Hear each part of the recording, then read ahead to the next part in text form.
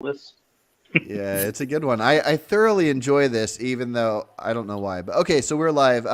Okay, so we're gonna talk about our society and marriage, government's role in marriage, and I think Jeremy's gonna want to talk about some. Well, I get Jeremy will tell us in a sec when we get to the gene talk.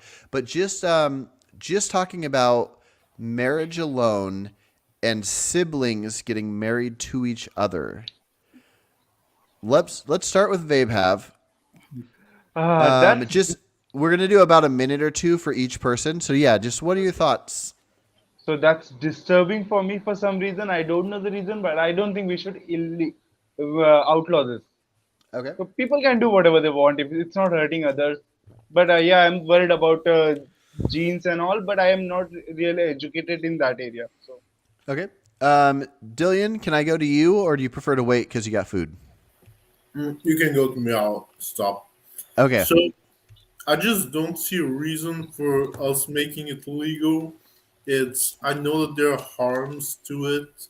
I know that there's a reason we have this natural aversion to it. Hmm. It has to do with genes, which I don't understand too well. But if there's a harm to it, I don't see a reason for it to be legal. Gotcha. Okay, before we go to Eric, I just want to point out. So Isaac is here with his actual video. Good to see you again, Isaac. I have that exact same shirt. I love that blue banana shirt. It's my favorite. It's the best. Okay, so let's go to Eric. Marriage of siblings. How you feeling? I am not for it for the aforementioned harms, mostly the genetic bit, but like there's just some call it societal phrasing or something, but I just feel an aversion to it. Yeah, It's but one of those legally, what things do you that think? like I don't have super well reasoned arguments against or for because it's just something that I have a natural aversion to. Legally, I don't think we should have it. It's there's too much like room for error, and especially since we haven't talked about like population sizes and things like that for this Hmm. particular society. That would probably sway my argument one way or another. But as it stands, I'm not for it. You're for outlawing it. Yeah. Okay. Isaac, are you for outlawing sibling marriage, or are you in favor of it existing?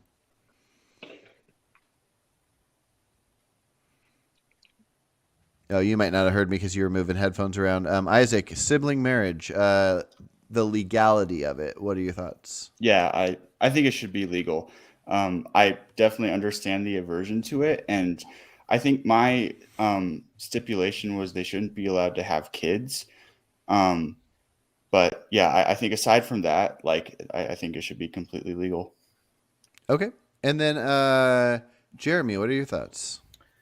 Um, coming up to this topic, I was thinking how important it seems to address the underlying issue of disgust directly, the feeling or instinct of disgust. I think it's pretty widely known that it varies considerably across individuals. There are certain personality. It's one of the characteristics of different personality types that some people feel disgust about a whole wide range of things, physical as well as moral and cultural, than other people do. Um, I think I'm a very low disgust person myself, naturally. But I was trying to think about whether there could be any justification for disgust, and how much of a justification there could be. So I wanted to ask, I was thinking about the moral changes, the moral improvements of the past, at least in my culture. Um, I, Overwhelming majority of society used to be opposed to interracial relationships, and I was trying to look into stuff and figure out how much, how many of those people were motivated by like a feeling of disgust when they thought about people of different races being together, versus whether it was more intellectual and kind of ideological views that came along at a higher brain level than disgust. And then I was trying to think about the changes in in homophobia over my lifetime, and whether the reduction in homophobia of the people around me was how much of it was like involved straight guys feeling less disgusted when they thought about two men being together, and how much was they felt the same disgust, but then they had this thought, but that disgust should not carry any moral weight. It shouldn't make any difference to how I judge people. And it seems like there's probably a balance of the two. I think straight guys probably did become less disgusted by the thought of gay sex or gay male relationships, but then they also came to believe that their disgust should not play a role in their moral judgments. So I just want to ask you guys directly about that underlying point that seems so crucial to the question of sibling relationships, because surely that's one of the avoiding direct incestuous reproduction is surely one of the primary reasons that this kind of moral disgust evolved in us in the first place, right? That would have been its evolutionary function, or one of the main evolutionary functions. So I want to ask you guys directly: do you think disgust has any appropriate role in moral decision making? Like maybe it's a useful intuition, but then if you have other reasons, you can bypass your disgust. Or do any of you think that disgust should just have no role in proper moral reasoning whatsoever? Well, I think it's useful. It's a useful intuition, but we can definitely see some cases where it can be better not to listen to it. Go against that. Yeah, well, maybe Dillian, since you are against a sibling marriage being legal, and I think in our last talk, the animal one we just had, you were against using animal products for art if the animal was already dead, like finding a roadkill and cutting off the deer's head, taxidermy, putting it on the wall. Yeah, I made like a distinction there where I said, having a deer's head on your wall, that should be illegal. But I guess if you collect feathers, if your kid collects feathers, that should be fine. Yeah. Well, so can you explain? Is the element of why something should be illegal just the level of disgust, or is there more to it for you? It's one thing is disgust. I think another thing is just a psychological issue of it. If you have the head of another animal on your wall, it's because you feel so superior to it that you feel entitled to take something away. I guess it's What about with the marriage one? Is there more than the with disgust? yeah. I mean, I've heard that there's again genetic issues with relatives having children like this. Let's go with the hypothetical then. Let's say that hypothetically there wasn't. It would just be an element of disgust. But like, let's say there would be no higher genetic issue. Would you still be morally against it legally? So I guess if there was no issue, I wouldn't be I wouldn't be against it being legal. I just don't see a reason to legalize it now. Okay. I wanted to say really quick, it's a classic psychology experiment, isn't it? Where they give an example of siblings having fully consensual sex. They make sure to point out that there's like no coercion involved. They're all adults, They're not living in the same house, so they have their freedom. And then also they're, they've got a vasectomy or whatever. There's no chance of pregnancy. And oh yeah, and what happens is most people still continue to follow their disgust at sibling sexual relationship, and and they don't know why. They can't morally explain why, but they still think it's immoral. So it seems like ordinary people overwhelmingly follow their emotion of disgust without being able to rationally think it away. Yeah, I guess there's an actual moral issue when there is going to be a potential child involved that's going to have much more negative outcomes than other children. But yeah, the situation you described, I cannot, I cannot, I guess, morally justify my instinct of disgust, but Yeah. Well, really quick, and then I want to get to Jerem because he's the only one that hasn't shared his stance on it. If somebody proposed a law that was going to legalize sibling marriage between lesbian siblings and gay male siblings, would you accept that because there's no potential offspring? I think That was for me, Dillian. part of the big. that's- Yeah, like if it is two brothers or two sisters and there's no offspring issue, would that change it for you? yeah, I mean, I guess I'll have to accept it, but Okay. You made the right answer, Dillian. I approve. yeah, I guess with these human issues, it's I'm not passionate enough about them to have such a solid stance where I would Yeah. No, that's fine. argue. Yeah, as much. All right, let's go to Jerem. What's your stance on the topic? So yeah, I don't see anything like inherently wrong with like a sibling marriage. The issue would be just that it may incentivize like bringing more like net negative lives into existence, just like the whole like incest children and things like that. So yeah, if you could just like say, these people are banned from having kids, or do some sort of screening, like fetal screenings or whatever, then yeah, I don't see an issue. But also on the point of like making moral decisions based on discuss, I mean, I think enough discuss, sure. Like with enough discuss, that seems to be bringing some suffering.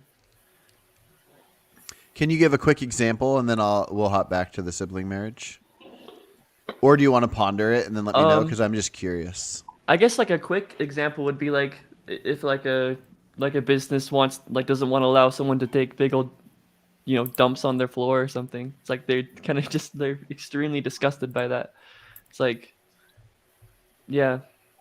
What if it was the other way around? Because I mean, clearly they'd have the right to say you can't take dumps on our floor. What if the business, they weren't forcing anybody in there, but the business owners were pooping everywhere all over their floors, and anybody had the right to come in or not come in? Would there be enough discuss that business owner should be forced to remove the poop? Yeah, I mean, if I could see a world where eventually, people are walking by and they're just like they're so disgusted by it. Interesting. I think the problem is like I don't think that's even a good analogy, because there's a whole bunch of sanitary reasons to that why people shouldn't be pooping all over the floor, and so I don't think a level of disgust is a good enough reason. We could just narrow it down, right? We can just say like the person has these poops that don't like do those, right? It can just, the only characteristic of the poop is just that it is disgusting. Yeah. Well, okay. So what if 80% of people were disgusted by seeing gay people kissing in public? Would you find that to be enough of I don't know. I don't know if that affects your thoughts on the utility of it all. But if they were just, it saddened them, it made them in worse moods, would you outlaw gay kissing in public? Well, okay, so here's the thing about like morality is a lot of it is just a battle of preferences, right? Mm-hmm. So if we had like 80% of people that were disgusted by that, I mean, sure, but I would also be disgusted that there's 80% of people being disgusted by that. So Okay. it would just be like a So you- battle of preferences going on. Really, really disgusted, or just kind of like morally offended, or something more intellectual. I mean, even in that context, yeah, it would just be a battle of preferences, and it would just you would just try and have you would just try. I would just be trying to convince other people that my preference is more preferable. Or you can just do like China and South Korea and ban being sad in public, so people Ban are being not sad. sad. Ew. Yeah, I don't think that's true, buddy. I don't know, man. At least, He's not talking about North not Korea. He's talking about North Korea. Um, He's talking I- about North Korea. not I feel after like you it have. could be. Oh, North I've Korea. heard it. Okay. I feel like it could be. I live in I think Korea what most of the what he time. might be referencing about North Korea is the whole like everybody had to cry like a certain amount, and when Kim Yeah. Jong Il died. And all. Oh yeah. Okay, Like- so I'm glad Travis hopped in here because he's the only person undecided out of this group. So on the vote, it's close to 50-50. It's like one vote away. And so hopefully this talk will lead different people to maybe change their minds in either direction. But the undecided votes will be cool to convince as well. So we can try to convince Travis here. Now, even though it's 50-50 in our overall group, we seem to have a majority here saying that it should be legal. So the first 5 of us in this row are for legalizing it. Dillian and Eric here on the bottom are against legalizing it. And then Travis is undecided. Travis, do you want to share your thoughts? And then maybe somebody can hop in and try to convince you of things? Yeah, so the reason I voted undecided on it is because I agree in principle that if you have a consensual, there's nothing necessarily wrong with an incestuous relationship. But the reason I voted undecided was just because I'm unsure of the consequences of legalizing it. Okay, so even though siblings already can have sex and might get pregnant and have babies, if the allowing the marriage led to more sibling babies, then even though the act of marriage isn't a problem, if it led to a bad outcome, you would want it illegal. Yeah. Interesting. Are you saying, when you say that like sex between siblings is legal, are you talking about this society, or are you talking about like in the actual U.S.? I'm talking about in the U.S. Just when I mentioned that in this society, anything that's not mentioned, anything that we haven't voted to outlaw, is perfectly legal. So there's a lot of weird shit we can do in our Is society. that the case that it's allowed in the U.S.? I was under the impression that generally it's disallowed. That's a good point. I mean, up I don't until believe it. up until 2003, gay sex was illegal. But I don't know if anybody really, if anything, like anybody got in trouble for that act itself. And so it might be illegal for the sex, but I don't think anybody would ever get in trouble until there was a pregnancy. And then, yeah. I guess what I meant is nothing's going to stop it. But I don't know, even if it increased all the babies in the world, I don't think I would outlaw it just because there's a bad outcome. I mean, one thing that I've heard people say is that like it's common for there to be abuse within incestuous relationships, and I have no idea if that's true or not. It's not something I've looked into. So, Can I just say, since you explicitly mentioned the voting, Carson, I should say my thing here, and that's that my vote is based upon it's contingent upon the society having what I would think of as reasonable attitudes towards genetics, which means getting rid of this bullshit, falsehood based, complete opposition to the scary word eugenics, and thinking that genetic screening for terrible disorders is somehow a bad thing, instead of something that we should try to make as common as possible and as available to as many people as possible. Jesus. How many dogs do you have? Well, we're two dogs. We're in the mountains, so there's all kinds of wild animals. So they're used to seeing deer. It's probably another dog that someone's walking, but you know, sometimes coyotes drive them the craziest. But this isn't the time that a coyote would be out. Anyway, so if we had something like the current, what I think of as very irrational and even evil opposition to genetic screening, such that, you know, that sibling relationships just meant nobody was getting genetically screened because people are incorrectly opposed to it, and so a bunch of greater suffering causing genetic abnormalities were likely to occur, then I would change my vote. I voted in favor of allowing it in large part based upon what I think an ideal society would be: the number one, the widespread availability of effective contraception, and number two, widespread use of genetic screening and using our scientific resources to quickly improve genetic screening. I think that would take away, and other things like the siblings, if they're in a marriage or whatever, they can use sperm donors or whatever. Having these sorts of things be widely available would take away pretty much all of the moral opposition to sibling marriage and relationships. So I would change my vote if we were going to say that the status quo on genetic screening was going to remain in place. Yeah, that's one thing I wanted to comment on also is like, hello, am I still here? Yeah, you're back. I hear you. Okay. So like a lot of people who object to incest, I see them do it on the grounds that like, oh, like the children will have genetic they'll be like genetic for some reason I'm fucking out that word, but people who say that don't generally think that we should prohibit that in other cases. So I don't see why incest would be a special case. The genetic abnormalities that can be brought on by incest are different than genetic abnormalities that get passed on through genetics most of the time. Mm-hmm. Like regular things like that. Like you end up with kids with club feet, Habsburg jaws, and they're unable to eat or walk or properly take care of themselves after there's enough genetic drift from the incestuous relationship.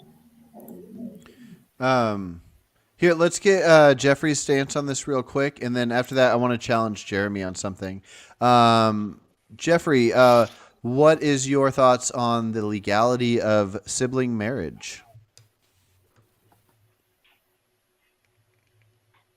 Or maybe he can't hear. Oh, maybe he's frozen. Oh, there he is. Muted.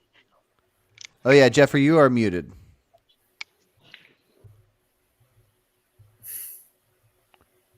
You're still muted. Muted. Okay, hold on. There you are. There we go. You hear me now? I can hear you. You hear me now? Sibling marriage, yep. And he's gone. Okay, He might need to turn the video off when he comes back. Okay, I'm gonna wait. He's coming back. Oh yeah, what's up? So while he's coming back, in the meantime, I just wanted to ask why no one is talking about marriage with parents or grandparents. I think it would be the same thing. So it would be whatever level of blood relation that is currently illegal. It would be, should this be legal? So you can have first cousins, you can have parents. I think that would probably be the 3 levels. So it would be blood related siblings, parent to child, and then cousins. Yeah. Really quick before, but I think we should include those. We're just basically saying you aren't not allowed to get married because of your blood relation. I would factor all those in, and I would allow all those. But real quick, I see that as discrimination. I see that as discrimination. Discrimination? Yeah, because just because you were born here, you are not allowed to do certain things. That's discrimination. Wait, who's saying that? I'm saying that. No. Who's saying because you're born somewhere you can't do a certain thing? So let's say XYZ person was born in a place where ABC was born, and those two people want to get married. Yeah. So that's discrimination if you're stopping them but because of any reason. Yeah, no, that's what I'm saying. Yes, there should be no stopping them, whether it's cousins or parent, child, or whatever. Yeah, if they're consenting adults. Carson, Yeah. I have a small pushback for you. Okay. If you are going to allow siblings and cousins and whatnot, you still should not allow parents, because there is almost no case where incestuous relationships between parents could not have a form of coercion. It's a severe power imbalance that would lead to just like legal grooming of kids by their parents. I feel like agree, it's but just an once age thing. once they reach the age. Well, really quick, just to see if anybody has a thought on this. Phil is in the comments, but he's not able to join us. But he says he's wondering if it's worth bringing up Chesterton's fence. Is anybody familiar with Chesterton's fence? I figured Jeremy No. would be. Okay. Oh, Travis, you're gonna like this. Jeremy will as well. Jeremy, I'm gonna let you, being the teacher here, be the one to explain Chesterton's fence to see if it should matter here. You're the only one with sunglasses, so Okay. Yeah. These are my prescription sunglasses. Some of you didn't hear that I broke my glasses, and then soon after that I lost them. So He's not normally this cool. I can either be no glasses. Or no, you I'm should wear them. farsighted, so that's cool. if That's I have really no looking glasses, I can't read the Wear screen them, wear at them. all. All right, so this Chesterton is G.K. Chesterton, an important British, right? He's that important conservative in the sort of the early days of philosophical conservatism, the early 20th century, and Chesterton's fence is a story about someone walking across a field and seeing a fence, and the person has no idea what reason the fence would have been built there for. So the fence seems to them to have no purpose. And so Chesterton says, one reaction might be, well, this fence it seems to be useless, so I might as well just knock it down. And Chesterton says, no, of course, your proper reaction should be, first, I need to find out why someone built this fence. And then after I understand the reason why the fence was built, then I can decide whether it's okay to knock it down or I need to leave it up. So that's that's an analogy for social institutions. Chesterton wants you to think that when your society has conservative social rules or conventions or whatever common conservative behaviors in your society, that if you don't understand what they're for or what purpose they serve, that's not good enough to take the progressive or whatever, I guess, libertarian to the radical view of changing them. First, you need to fully understand what purpose they're serving in the society, and then after that, you might have the ability to decide that they should be changed. Mm-hmm. I actually have heard that before. I didn't know it by the name. Yeah, I learned it from Destiny. But yeah, there's going to be. Oh, Eric, did you already bring your challenge to me? I was going to challenge Jeremy on something, but you said you were going to challenge me, and I couldn't remember if it already happened. I mentioned the parents and power imbalance. Oh, that's right. That's right. And I think that will be worth going over. Well, let's check with Isaac. Let's go into Isaac. So if we also are factoring in first cousins and then parents and children, do you agree with Eric that there's a power imbalance that changes it? If there was like a 20-year-old person and then they wanted to marry their 40-year-old parent, does the adulthood overpower this, or is there an issue with the power imbalance? Yeah, for me, the adulthood does overpower it. And I think if you're going to make the power imbalance argument, it should be based off of age, not off of, uh, relation. So, yeah, I think it should be okay to marry your parents, so long as we The say it's reason that okay I pointed out. Oh, sorry. Yeah, I'll be quick. Okay, so yeah, as long as like it's okay for people, for a 20-year-old to marry a 40-year-old, I think it should be okay. Like with a 20-year gap, and that's another issue we could discuss. So as long as that's okay, then I think it should be okay for and if if it's okay for you to marry your sibling, then it should be okay for you to marry your parents. Well, is the reason that I mentioned power imbalance is because a 20-year-old a parent that was 20 years older than a child is not just somebody who's 20 years older. It's somebody who shapes their entire life, somebody who raises them, and there's no way to guarantee that that person wouldn't just have their own aims and just try to raise that kid to end up being like there's a real like dangerous subsect for like grooming into incestuous relationships. It already happens now. Allowing it to have a legal framing would only make it that much worse. So Because does then it? it just gives That them a legal Oh, path wait, to wait, do wait. it. Vabe has yeah. Vabe Okay, have I go just for it. yeah, I just want to answer that one. That was the same excuse people use to stop two gay parents from adopting any kid. That was the same Well, the excuse. difference is that there's no I evidence that two gay parents would that make their kid gay. There's a lot of evidence that an incestuous parent no would no make no their no. kid That end was up not with shaping them that being was gay. that was not the argument. I'm talking about the argument where they said, okay, two gay men can't adopt another kid because they might sexually exploit that kid, or I, as a There's man, also can't adopt a daughter in this country, the country I live in, because there is a chance that I might sexually exploit her. So the problem, something might happen, is not good. Is not a good enough reason to stop anything. it's not a might, it's a very likely. The majority of people who abuse children sexually are their parents. And if you give them a legal framework to abuse those kids and then marry them when they get older and just convince them not to tell anybody about it, that'll just make it easier for them to do it. It's the same reason why we should have comprehensive sexual education because it helps get kids out of those situations. Giving Just somebody who's more likely to be an abuser a legal pathway to abuse kids makes it a lot easier for them to do it. okay. Just to give a random hypothetical that makes no sense but sort of does.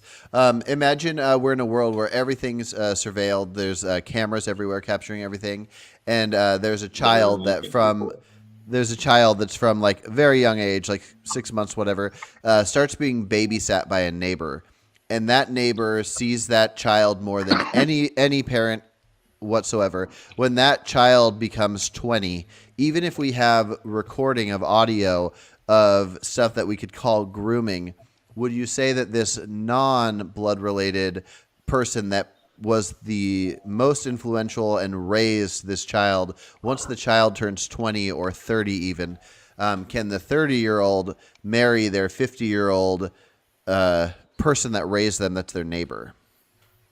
I would hope that if there was surveilled evidence that they were grooming that kid, that it would have been stopped pretty early on.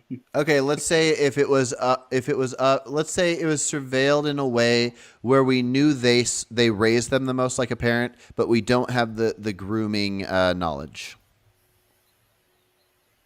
If there's a way to ensure that they weren't like groomed into that, then I suppose that would No, be no, okay. no, The no. age difference is We would say it's probably likely, but there's no evidence. It would be just like the parents, but I'm just making a scenario where there's no blood relation. Would you say that the government should say this 30-year-old and this 50-year-old cannot marry because the I'd say person that basically there raised should be them? like evaluations first. Like maybe a couple of visits with a therapist or something to break it down and make sure that's not what happened. And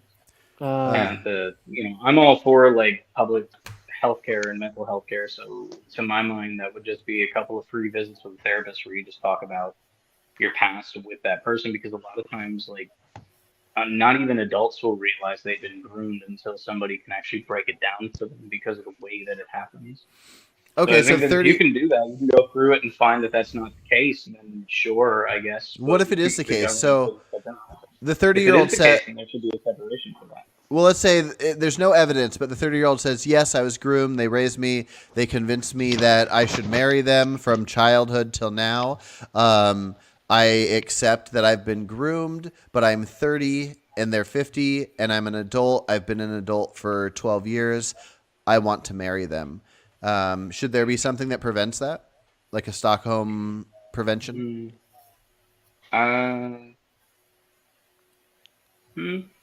Maybe. I can't give a solid answer on that because I need to stew on it for a minute. But Okay, yeah, go for that. I feel like don't know how well I feel like do. Jerem had a thought. I see that microphone wavering. What's up?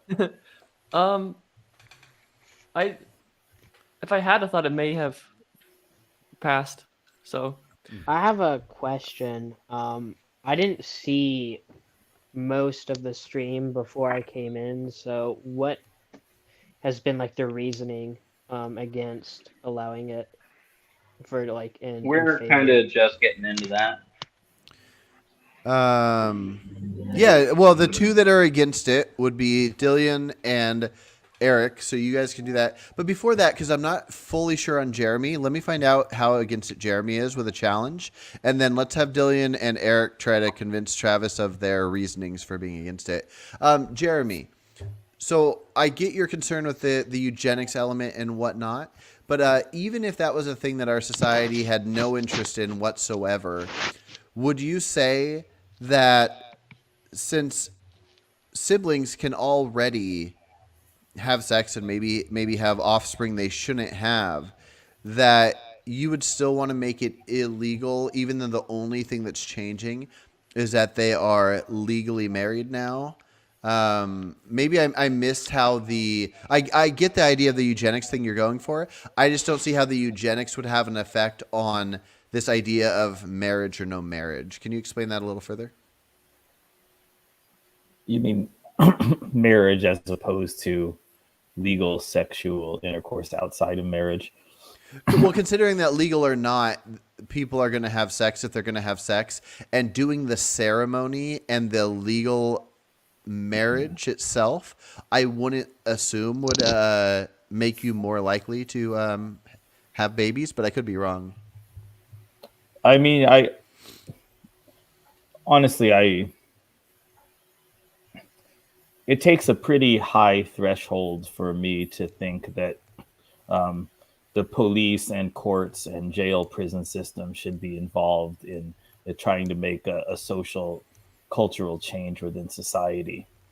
So, even absent, appropriate genetic screening, I don't really think that the best way to address the problem of siblings getting married and reproducing is to give the police more power and more incentive to catch as many of them as they can, and the prosecutors more incentive to try them in court, and then add more people to our already overflowing prisons just for something like sibling reproduction.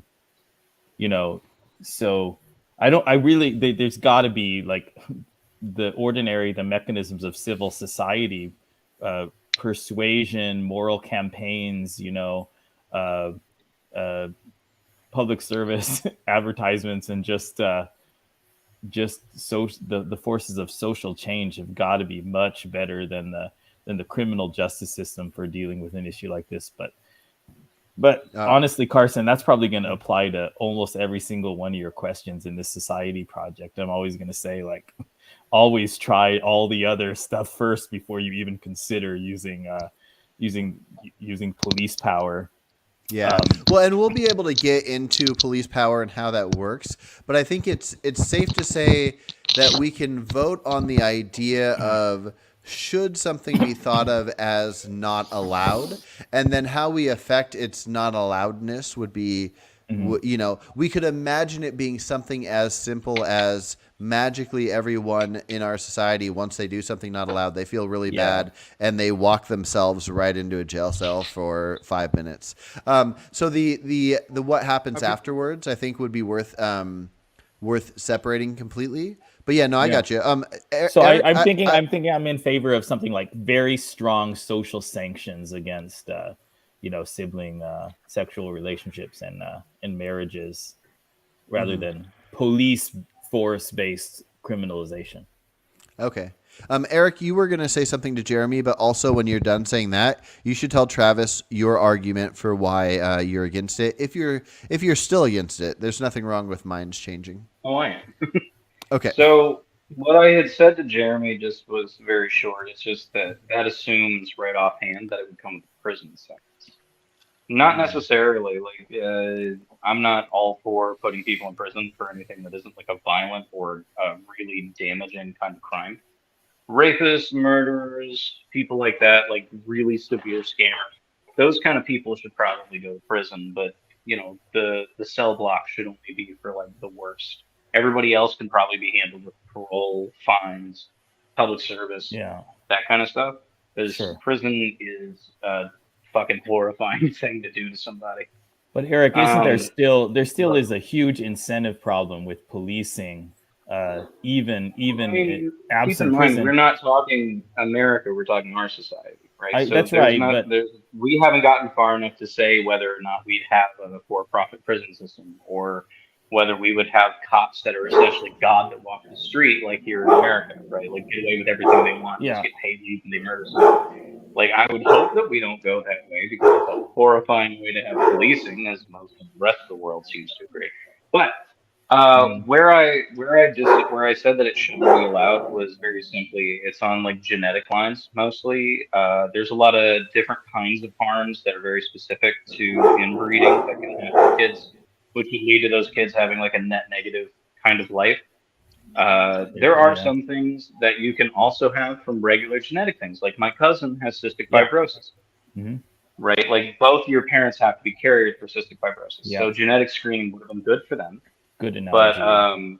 But there's a lot that you. But they're not prohibited would from end having up with sex, right? From, People with cystic there's- fibrosis carrier genes are not prohibited legally from well, I having mean, sex. they're not prohibited legally, but they're not really able to do it either. Well, I carriers. don't know if you've ever known somebody carriers. who has it. Oh, carriers, No. yeah. Yeah. Carriers are not But I prohibited. mean, that would, in order to make that illegal, you would have to have like enforced genetic screenings, which is another Hmm. like dystopian level of things that I'm not totally sure I'm for. But where I stood against it was like genetics. It's like when you inbreed far enough, like you could just look at the royals of centuries past, where they had like the Habsburg jaw is named after a Habsburg family that was so inbred that their jaws got like massive. You have club feet, people who can't walk. They have misshapen limbs, misshapen heads. Their brains sometimes won't work right. They can just have like no comfort in their life at all. Also, I did have a question for Carson and Jeremy specifically, and it is that if we're going to say that they should be allowed to, as long as they don't have kids, would you extend the time frame for an abortion for those people past the 20 weeks that we're already set at to ensure that they don't have kids? Because it doesn't matter what contraceptive measures you take, they can always fail. Even a vasectomy, like the only way you can ensure that it doesn't is to force somebody to have a hysterectomy. If I were convinced that there was a screening that we knew for sure that this issue was going to happen in this child when it's born, and it was severe enough that, like, let's say it was something that was just going to cause crazy amount of suffering, there is no way humanly possible for this baby to live past 20 days, and it was just going to be 20 days of suffering. Those are types of cases, and even further ones that I might be like, oh, I'm for this because it's putting something out of its misery.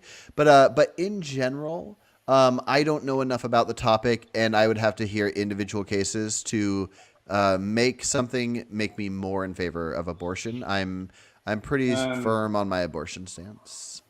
Well, that's why I pointed to like the royals of times past. Like King Tut only lived to be like 13. He had a jaw that made it so he could barely eat. He had to walk with crutches from the time he could walk because one of his legs was shorter than the other. You've got the Habsburg family. You've got almost every royal family that's ever lived has been severely incestuous, and you can see the effects of long-term incestuous relationships from that. I'm not really sure if there would be any testing you could do to find out for sure if somebody was going to be born that way. But I mean, I'm sure it's possible with sonogram. Yeah, But I really so. don't. I don't know. Like I wouldn't. I don't think I would make. I don't know. I wouldn't make the marriage part illegal no matter what. But there's a chance that if we had enough reason to know that there is just horrible outcomes are likely to happen from siblings having sex and having babies, then there could be punishments that would deter people from doing these acts. Like if you get pregnant by your sibling intentionally, then you might get certain like horrible jail time or something. I don't know. But How do you ensure that it was intentional? Hey guys, following this Right, line yeah. of thought, should we maybe have government financially incentivize very genetically diverse reproduction? Give a little subsidy for interracial marriages that are going to produce a lot of, on average, genetically healthier kids. When governments do stuff like that, it turns into like apartheid states. So I'm not too partial to that. That's part of the reason that I have such an aversion to like forced genetic testing and like eugenics as a whole. Wait, 'Cause we see where that goes. How would subsidizing interracial reproduction Because at the facilitate end an of the day, apartheid there are state? always people who will take advantage of that and try to make it worse, right? Try to twist it to their own aims. And I don't generally like to put power in the hands of those people. That's why I said, yeah. I don't remember, Yeah. I don't know if you were a part of the conversation where I said, like, you can't give fascists an inch because they'll take several miles.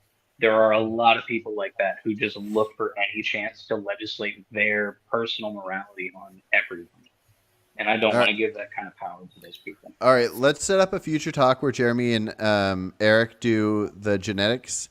But Travis, so in a second, I'm going to go to everybody about marriage in general. You and still have to if Can I just ask you I something?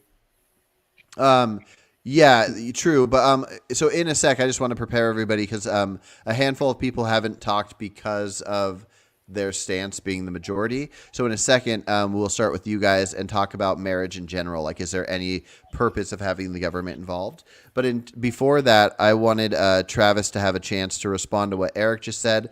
And how about Dillian? You tell Travis your stance on it, and then Travis can kind of go back and forth with Dillian and Eric for a sec. Can I just ask you something before that? Oh, me? Yeah, go for it. Yeah. So you, when it comes to interracial, I mean not interracial marriage,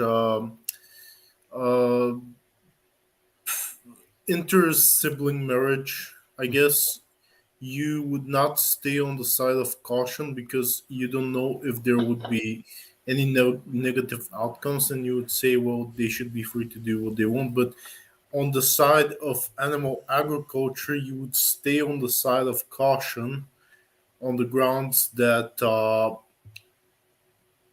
you don't know if people are going to react physiologically as well as you think. And I just find it a little hypocritical. Yeah. It's this giant issue that's They're both kind of the same answer actually. So it seems hypocritical on its face, but the same reason I'd be in favor of the sibling marriage is the same reason I wouldn't want to outlaw animal eating right now. And it's both of them are in favor of the liberties of humans. So I do. Oh, the little puppies up there. I don't want to get too far into that vegan stance, and we can have a vegan argument about that.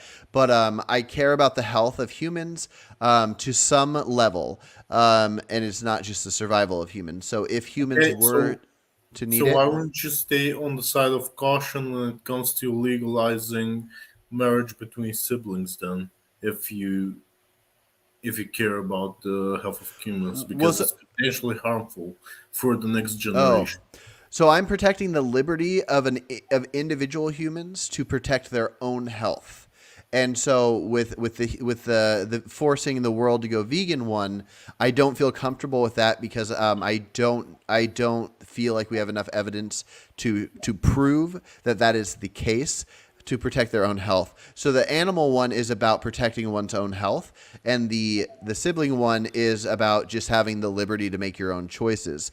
Now, if somebody's health is severely bad because of their parents' choice, that will be its own separate thing, and that will be worth discussing. But just to know how firm I stand when I think something is not to well, catch hold on, up. I'll be right Eric. back. No, I have to go have okay. Amy. No, I have to go have Amy take her meds right now, so I'll be Yeah. right back. You're fine. Okay. But how severe I stand on something that I think is an important liberty is if right now there's like 5 babies a year are born to siblings, and then if we passed a law making it legal for siblings to get married, if all of a sudden there was 1,000 babies a year being born to siblings, that would not change my mind in any way. I would think that there's an issue that needs fixed, but allowing an action, which I don't think this would take place anyways, but allowing an action like the ceremony of marriage and then whatever the government affords you because of that, like tax write-off type stuff or whatever, that those actions shouldn't lead to the bad outcome. So if they happen to, I would consider it more correlation and not causation, even if it seems obviously causation. And so that's how much I stand in favor of liberties. But Travis, go, or actually Dillian. Oh, sorry. Yeah. I was gonna continue actually. Like Yeah. if you have this position that you shouldn't take individual rights of humans, then I'm not an anti-natalist, but what would your answer be to basically the anti-natalist argument that is when you have a child, you're not you don't have the consent of that child to bring it into this world. Yeah. So just as far as having children in general, And not that's a inbred human children. child. Yeah, if we're just talking about humans in general, this is the only stance where I view that my argument is nature. The only thing that makes any sense about creating humans is that as a species, we have something within us that makes us want to create offspring. So we have offspring, and it's there. I think it's worth arguing and trying to convince others, like, hey, don't have kids because the more kids you have, look at these stats.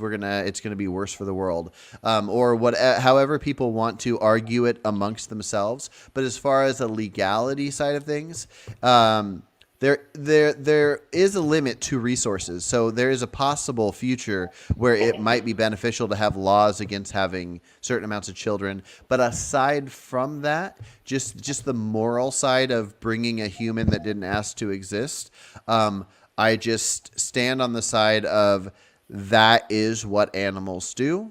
They have something within them to create this thing, and the creation itself isn't harm. You are creating. 2 people decide to make a baby. They create that baby. Afterwards, there can be a harm worth discussing. There is But absolutely going to be a harm because they're going to experience suffering. But yeah, but I see you like to appeal to nature a lot. I do not a lot. You do it all the time. I only use it as an argument in this case, the antinatalism case. That's the only time I do it. And Why should we be appealing to nature at all? yeah, I mean, it is. it's a genuine fallacy. Yes and no, depending on the argument. If I was arguing that it was moral to have children because of the natural want to, I would call that a fallacy. But I'm not arguing that it's moral. It might be immoral. I'm arguing that it should be legal. And so I don't necessarily view that as a fallacy. I don't view that as not a fallacy. But no, I do not appeal to nature. Things that might seem like appealing to nature would be the human desire of health, but I'm mostly just appealing to myself and my own wants. We all have our desires. Everything we can possibly do is based on our desires, whether it's within a society system or just on our own in nature. I can view things as moral or immoral, and I'll still do an action that will lead me to an outcome based on if I think it's worth that outcome. I wouldn't want to harm an animal just for fun, but if I knew it was going to make me be 6 foot tall instead of 2 foot tall, I might go eat a fish or something. So I'm not appealing to nature. I guess in certain cases I'm appealing to personal desire. But we're so off track. You can ask another question if you want. But I do like the idea of figuring out a few more things with marriage. But you can counter that if you want, because I really do not like the idea of appealing to nature. I feel like Yeah, if you're but I going, feel like I've heard you so many times appeal to nature, especially when it comes to food. Many times you would say something along the lines of, I think that the further away we stray from what's natural, the worse it's gonna be for our health. You say that a lot. Yeah. Well, that's the thing. Like, we're discussing morals. Like, when we discuss veganism, we're discussing morals based off necessities. If we were obligate carnivores, how many of us would sacrifice our own lives? I know a lot of people would, vegan gains would, and so on. But we have to appeal to nature in the sense of existence. If we're deciding if we think we should have oxygen around us, or if we're deciding should we donate all of our water to Mars, we might need some water for natural reasons. I don't think nature is a bad argument when we're discussing our existence. Well, it's a bad thing to have come up in a debate because it can be very easily No. used to derail it. If I say I want to murder somebody for their water, because if let's say I hypothetically know I'm going to die if I don't get water, You live we in a Mad Max we can discuss if we think that's an immoral action that's justified to do or acceptable to do for whatever reason and break it down. But my answer would definitely be my natural need for that water. That's not a bad you argument. don't have to use that in order to justify having to drink water. Not to Because- justify having to drink water, correct? No, because the reason we drink water is because there's a good health outcome to drinking water. That's, I would say, the best reason. It's not because Yeah. it's natural. Because with natural, you can justify many things with appealing to a nature Just fallacy. lazy. I don't know how often I've used the word natural, but I would describe it exactly how you just described it. You would need it to stay alive. You would need it to be healthy. But let's save this. This is worth having. I think maybe even me, you, and Travis can have this breakdown. But I do want to figure out maybe over the next 25 minutes, and then we'll call it. I want to go over if we even think we need marriage to exist at all in a governmental connection way. But first, Travis, did you want to discuss anything with Eric or Dillian, who are the two people that are against the sibling marriage? No, I don't really have much to say about that. Okay. But I Would would you? say, yeah, what? Yeah, go for it. Oh, I was gonna say, I think maybe we should have a conversation on antinatalism because I feel like, given some of the views that you've expressed to me in our conversation, I feel like that would lead to antinatalism. Okay. Yeah, let's do it. We'll set it up sometime. Yeah. But real quick, would you be willing to vote right now out loud if you are up for changing to yes or no?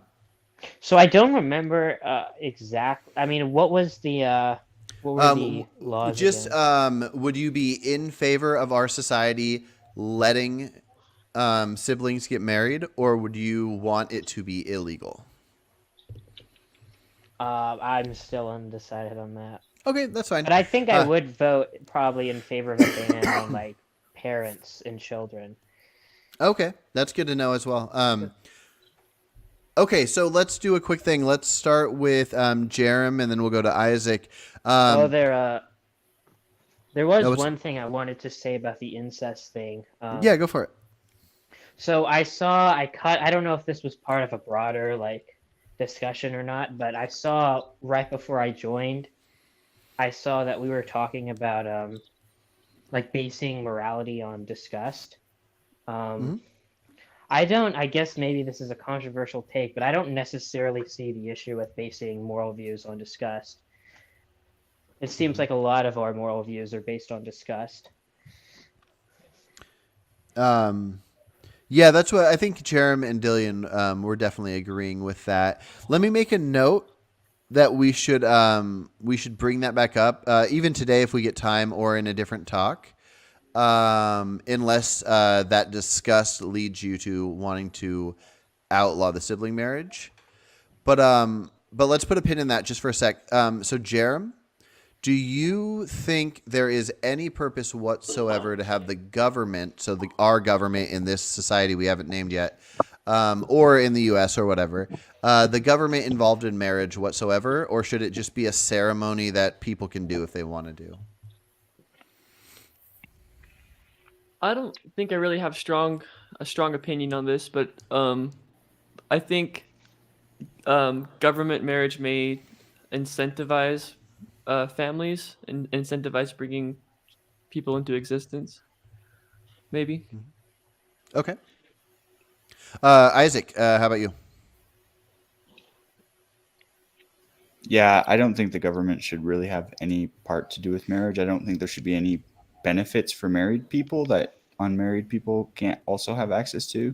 Like I could see if there's some sort of a household benefits, like if people are living in the same house, they get a discount on like food or something. Like I don't know, but I don't think that there should be any like tax benefits as there, from what I understand, currently are for being married. That It almost feels like a punishment for people that want to be single for their whole yeah, lives or something. yeah, exactly. And but I have nothing against people, wanting to get married for social reasons, but there shouldn't be any legal or monetary incentive to do so. Okay. I agree with that. Eric agrees. Okay. Vaibhav? Okay, so if we are not registering marriage or not giving any benefits, what about the properties? If husband dies and they are not really actually married, so who takes the house? These questions will rise, and at the same time, I'm really not sure what is the problem. What problem people have with genetic screening? That's the question. Yeah, we'll save that second one for later. Jeremy's really excited about that, Okay. and I think Eric is as well. Okay. But yeah, no, you make a good point. I'm gonna keep a note. We're gonna talk about that in a Yes, second. just one more question. One more question. Yeah. What if there is a sibling? They went to church, they got married, but they never registered the marriage, so they don't have a license. But the ceremony was happened, so that happened. But now, are we gonna see that as a real marriage, or are we gonna allow them to live together? And what is the situation in in this condition here? Gotcha. Yeah. Okay. Yeah, we'll bring that up in a sec too. Let's go to Travis. Travis, do you think the government should be involved? I don't have a view on that. Okay, Dillian. So I don't know if the government should be involved, but I think that it's a good thing that there's this thing called marriage that makes that's basically an engagement that's a lot more serious. It's yeah, I just see it as a useful thing to have because when raising children, you would need these children actually need a stable relationship between two people, and it's Okay. yeah. Is there any legal force to stabilize it? Like for you, would you want there to be legal force to stabilize it? So what do you mean by a legal force?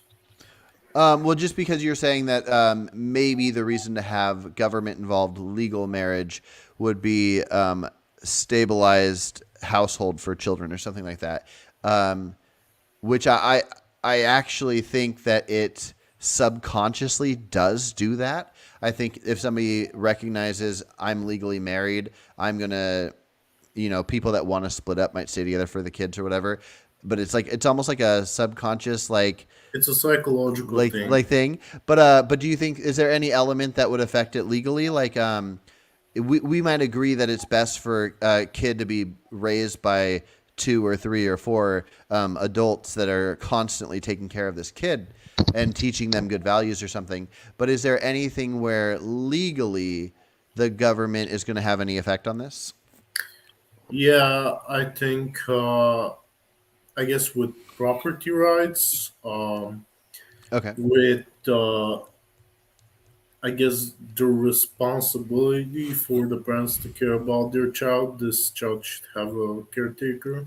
Yeah, we'll have like neglect laws and yeah. Okay. Okay, let's go to Jeremy real quick, and then we can do a couple back and forths because we got about 15, 20 minutes. Jeremy, do you see any need for government in marriage? No. I mean, Okay. it's far from the worst thing that government does, but I don't see any compelling reason why government would do something better than churches or other private organizations, or just individual contracts couldn't handle even better. And we certainly have wasted a lot of resources over the years having political battles to get more and more people into this institution of marriage on the interracial side, and then on the same-sex side. All the money, all the resources that have just been squandered, when if it wasn't a governmental institution, those people could have just made their contracts to begin with. And right now, maybe we want polyamorous triads or larger groups to have their rights protected. If we didn't have it be a governmental institution, then they could be drawing up their contracts right now and essentially have equal rights to the rest of us, and we wouldn't have to waste all these resources fighting both sides of this battle. Gotcha. Okay, so I'm going to share a couple thoughts, and then I'll step back and let you guys all talk because I've been talking too much. But I think Vaibhav and Dillian have probably the closest to my stance on this, and then but you guys can challenge them because they seem to be a little different than you guys. I do want to point out that what leans me towards liking government involvement in marriage is what Jerem said, where if there are incentives to make people more likely to like have a family and raise a family in a good way. So I do like that, but I think my overall stance is there should be no financial gain. There should be nothing the government does with marriage other than outcomes for after marriage, which could be worded just like Jeremy said, where it could be contracts and whatnot. But if people have this idea of marriage, which I think is good, I think the idea of two people, whether they are in a sexual relationship or not, it could just be the best of friends. It could be siblings. Who cares? If two people decide, hey, let's commit ourselves to each other, we're going to spend the rest of our lives together. Personally, that's I think one of the best things humans have ever done. So I like that idea. So in a marriage, when let's say like one parent let's say the man works and the woman stays home with the kids or whatever, if they're under this impression that they're going to stay together forever and therefore this is their setup, and then when they hit 50 years old and the kids turn 18 and they're out of the house, if the man decides, actually, I don't want to be married anymore, and kicks her to the curb and legally can get a divorce, then I think it makes sense, whether it's contracts, like Jeremy said, or the government or whatever, where there's going to be alimony or whatever. Like this woman that did her part, she raised the kids, she sacrificed her option to get a job, and now at 50 probably won't be able to go out and make some awesome career being a lawyer or a doctor and might have to go back to school. I don't think she should be screwed over just because her husband wanted a divorce.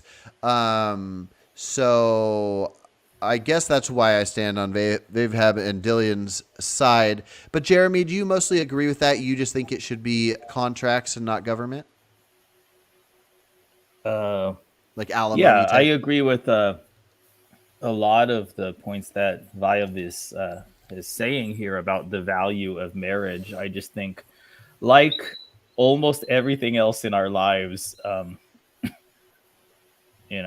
private institutions, free choice, market incentives to provide a choice that's not currently being provided by someone else, works a lot better than singular state provision of one size fits all alternative. And as I said, when you have to seize the ring of governmental legal approval for something, as a utilitarian, as a consequentialist, a key factor is that a whole lot of resources get in my mind wasted on political battles. It's a negative sum game battling for same-sex marriage over the years, where if marriage was privatized, then it would simply be a matter of, if this church isn't going to give you a marriage license, or this person's not going to draw up a contract, you just go to another one who would. And maybe 150 years ago there wouldn't have been anybody to do that for same-sex marriage, but 50 years ago there certainly were institutions who would have recognized same-sex marriage privately in the US, lots of them. And but it didn't matter for same-sex couples, because what they needed was the government. They needed the state sanctioned form of marriage, and that's what happens when you put too many things in the hands of the central government. Isaac, do you agree with Jeremy? On what point exactly? I mean, in general, yes. Yeah, that it should be kind of a private thing, because and that, yeah, it should be like contracts, if that's what you're getting at. Yeah, so I was going to ask you, so how would this play out? What if people were going to get married, and you can imagine that 30 years after their marriage, they're going to get a divorce, and that there might be a situation where one of the two never got work experience or whatever. How would you want the contract element to play out? And yeah, I think that in general, unfortunately, like the only people that think 30 years ahead for like these really extreme situations tends to be lawyers.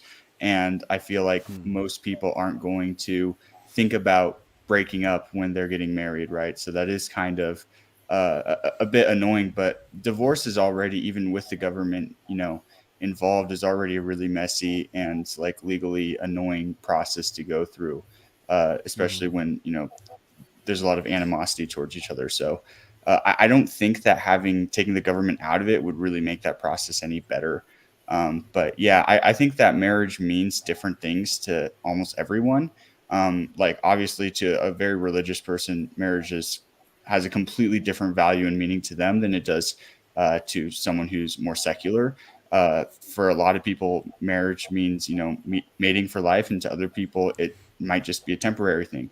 And so I think that we should give people the space to allow them to draw up contracts based on what marriage means for them, and not give any government or legal definition of what the government says marriage is, if that makes sense. Okay, so let's say a couple are going to do their ceremony of marriage, but it's not a legally binding thing or anything. And let's say they decide not to do any contracts. Would you say that if this situation I gave the example of, like the kids grow up, they're out of the house, this wife has been a homekeeper this whole time, she's 50 now, hasn't gone to college to get a certain job, hasn't been working this career, but the guy makes really good money, and he's going to keep working his career till he retires, and he's going to be vacationing off in Hawaii, just hooking up with all the hot babes, having this great life. Do you think the government should step in any way and have anything to say if this were the outcome? Or is it kind of just an example that would go to the rest of our society to show, make sure you do your contracts so you don't end up like this lady that's homeless now? I think it's some of both. Like, definitely you should, have a good contract in place. And that's just, I think, a good idea in general. If you can get something on paper, you should. But there's also this idea of implied contracts, which is already a thing that is in place, where if he, basically never wrote it on paper, but in other ways implied that he was going to be the breadwinner for the rest of her life, and now he is breaking that implied contract, he should have to, there should be some ramifications there. So I guess that's my response to that. But that's already a thing that, is in the system. I know that there's this one like classic case where these like parents were saying that their daughter would have this section of land for her to build a house on. And then she went and built a house on it without owning the land, and it was owned by her parents. And then after they built the house, the parents like tried to come and take the house away from their daughter, and the court stepped in and said, no, you can't do that. Oh, wow. even though you never wrote it on paper. So implied contracts exist, and I think that that's how that should be handled in extreme cases. So Okay. Yeah. Anybody want to comment on anything Isaac just said or something I said? It should be as easy as like creating a Gmail account. You want to get married? Okay, two people sat on a chair, created a Gmail account. Now, that would end up in a lot of fake weddings, fake marriages. But the process is easy because we can't rely on implied contracts in certain cases. For example, if uh, they were separated for 2 years, but he said, "I'm gonna pay you XYZ amount," and that person died. Now family came and said, okay, my son is died. Now this property and this money belongs to us. Now that woman is on the road now, and we can't rely on it. And they can lie about it. Okay, so they were living together, and she said, I don't want any money. So who's there to clear these things? Okay. Yeah. So, Jerem, if we don't have any government connection with marriage, and somebody is like their life partners, and somebody dies, does the person's property go to their life partner that they're not legally connected to, or does it go to their next of kin, like family member, parent, siblings?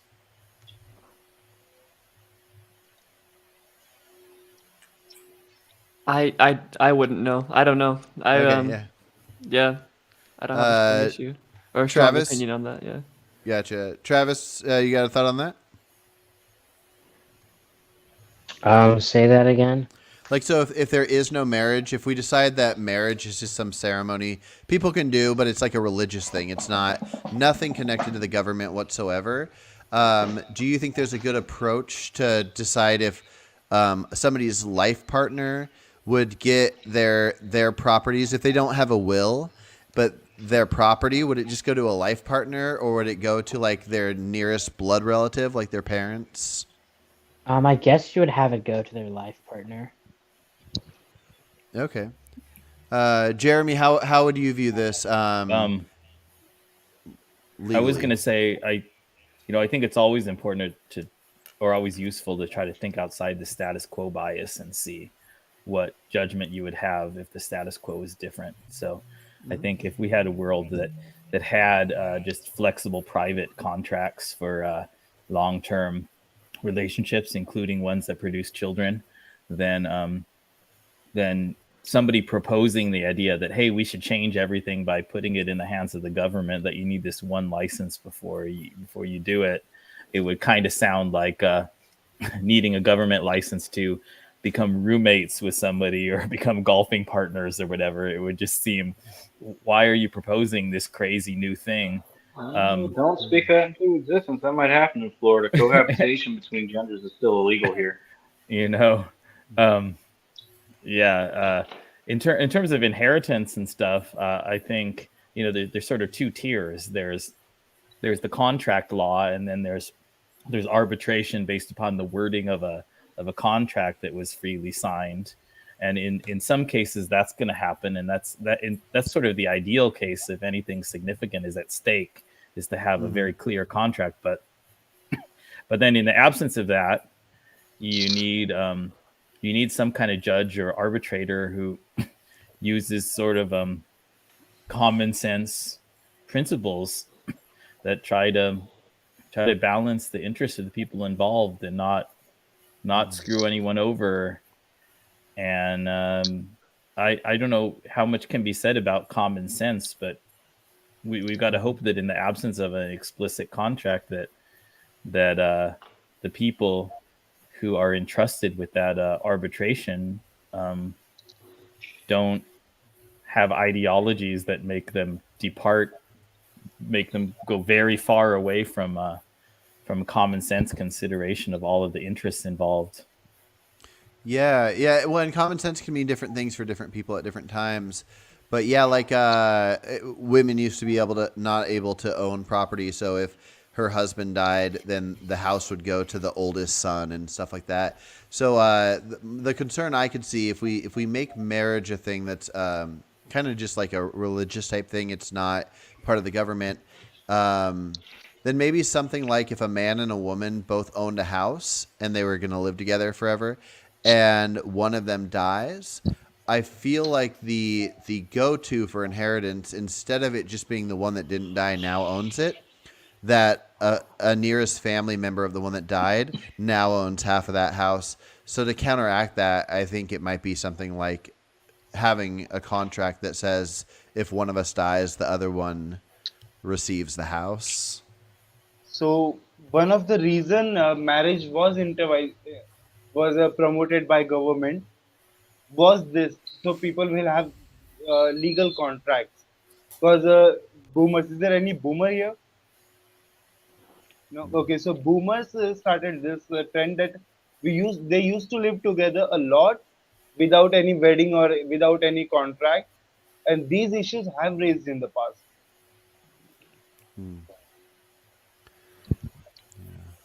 But people who aren't married still live together a lot. And we have systems to handle all of those situations, right? Like if you have roommates or you have, even like a couple brothers that live together, right?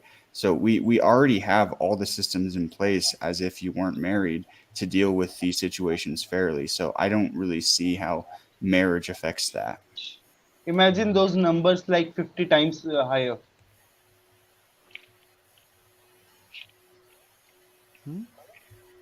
Imagine those numbers are 50 times higher than right what we have right now, or maybe 100 times, because a lot of people do get married. That doesn't change that the systems are still in place to deal with those situations. After Like, after a certain number, that system doesn't work for everyone. Well, and like we would still have the manpower, like because divorce lawyers, would just move to, doing other things, right, and that are still legal and would still help with similar situations. That would be increasing the interference from government and courts. If you were married, that's easier to decide what to do now.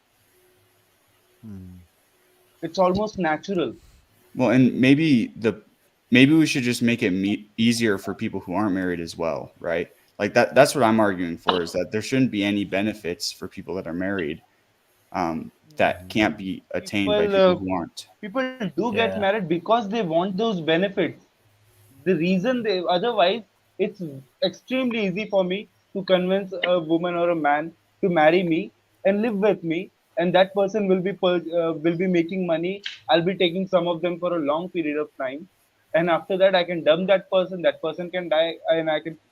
These things can happen and have happened in the past. Yeah, we should mention perhaps the greatest benefit of marriage, which is immigration. Most of the world is extremely opposed to open immigration. In almost every country, people have a closed borders mentality, the majority. And yet we make this huge exception for marriage. It seems very bizarre to me as somebody who's has a very open borders attitude, that even if you have an employer who's willing to pay a PhD engineer $200,000 a year to come and work, it's still going to be hard for that person to immigrate to the US.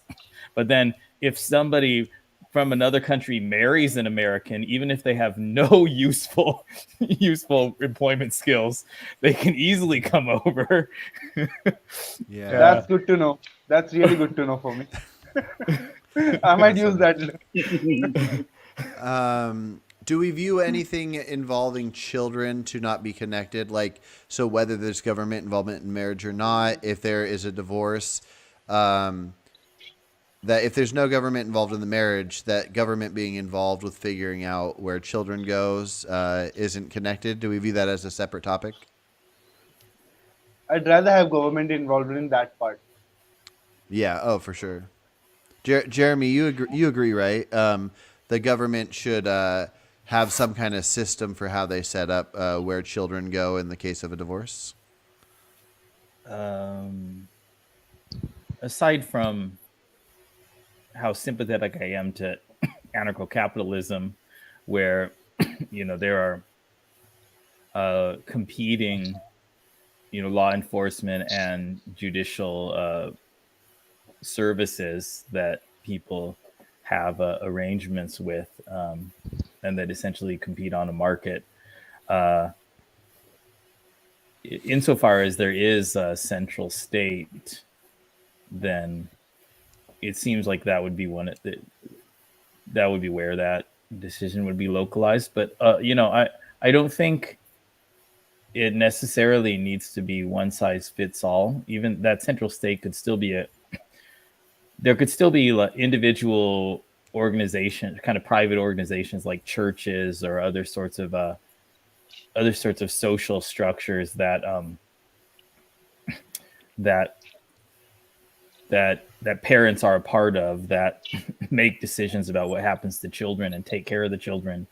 And then whatever central state you have could serve as a kind of watchdog against particularly abusive decisions that are made by these groups. Instead of the central state having its one policy for what always happens to orphans or whatever, there could be, it could be served the second level role of allowing kind of communities. This is how Jeffrey, I think, would describe it too.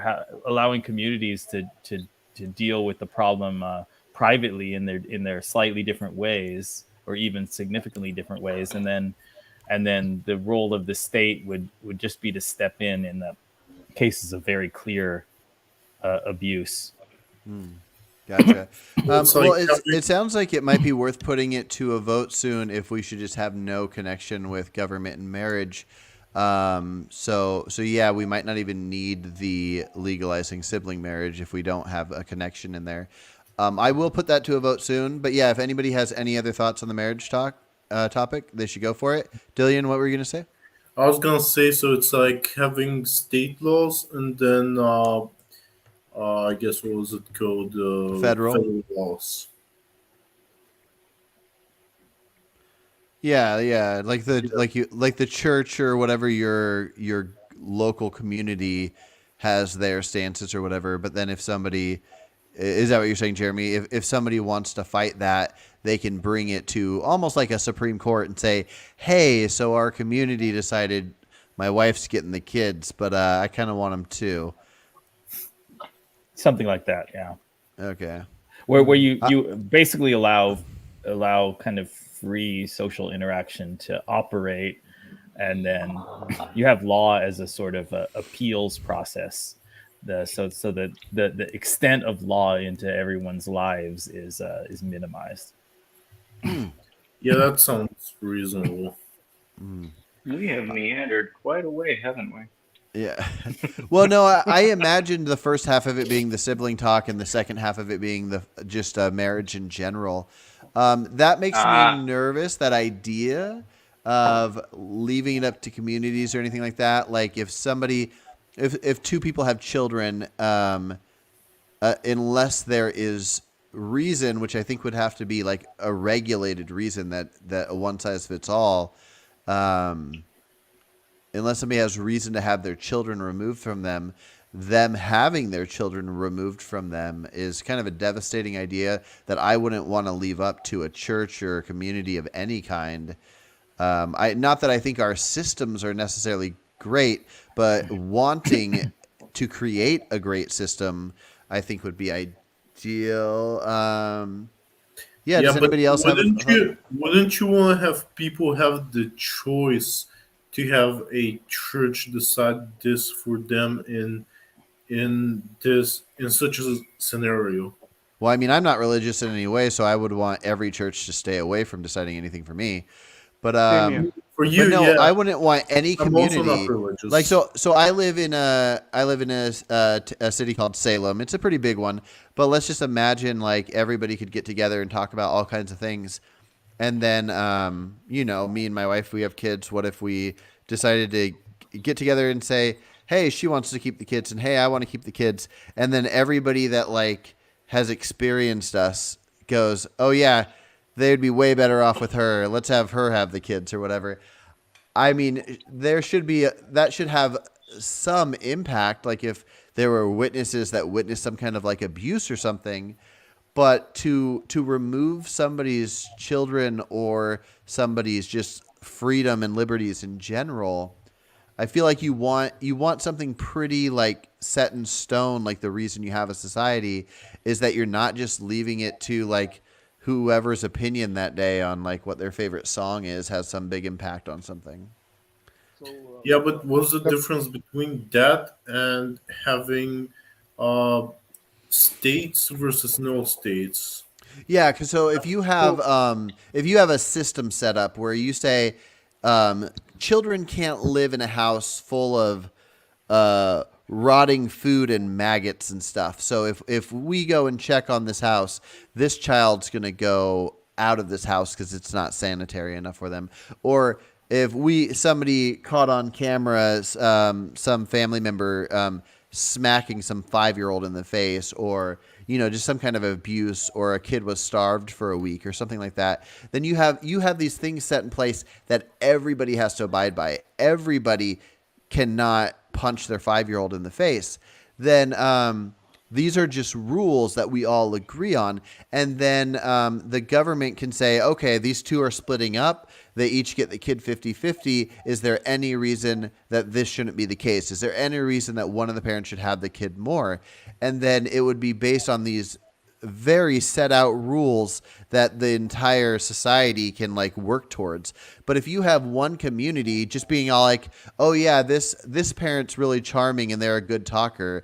They sound like Vivek Ramaswamy when they talk. This is the most charming voice you've ever heard.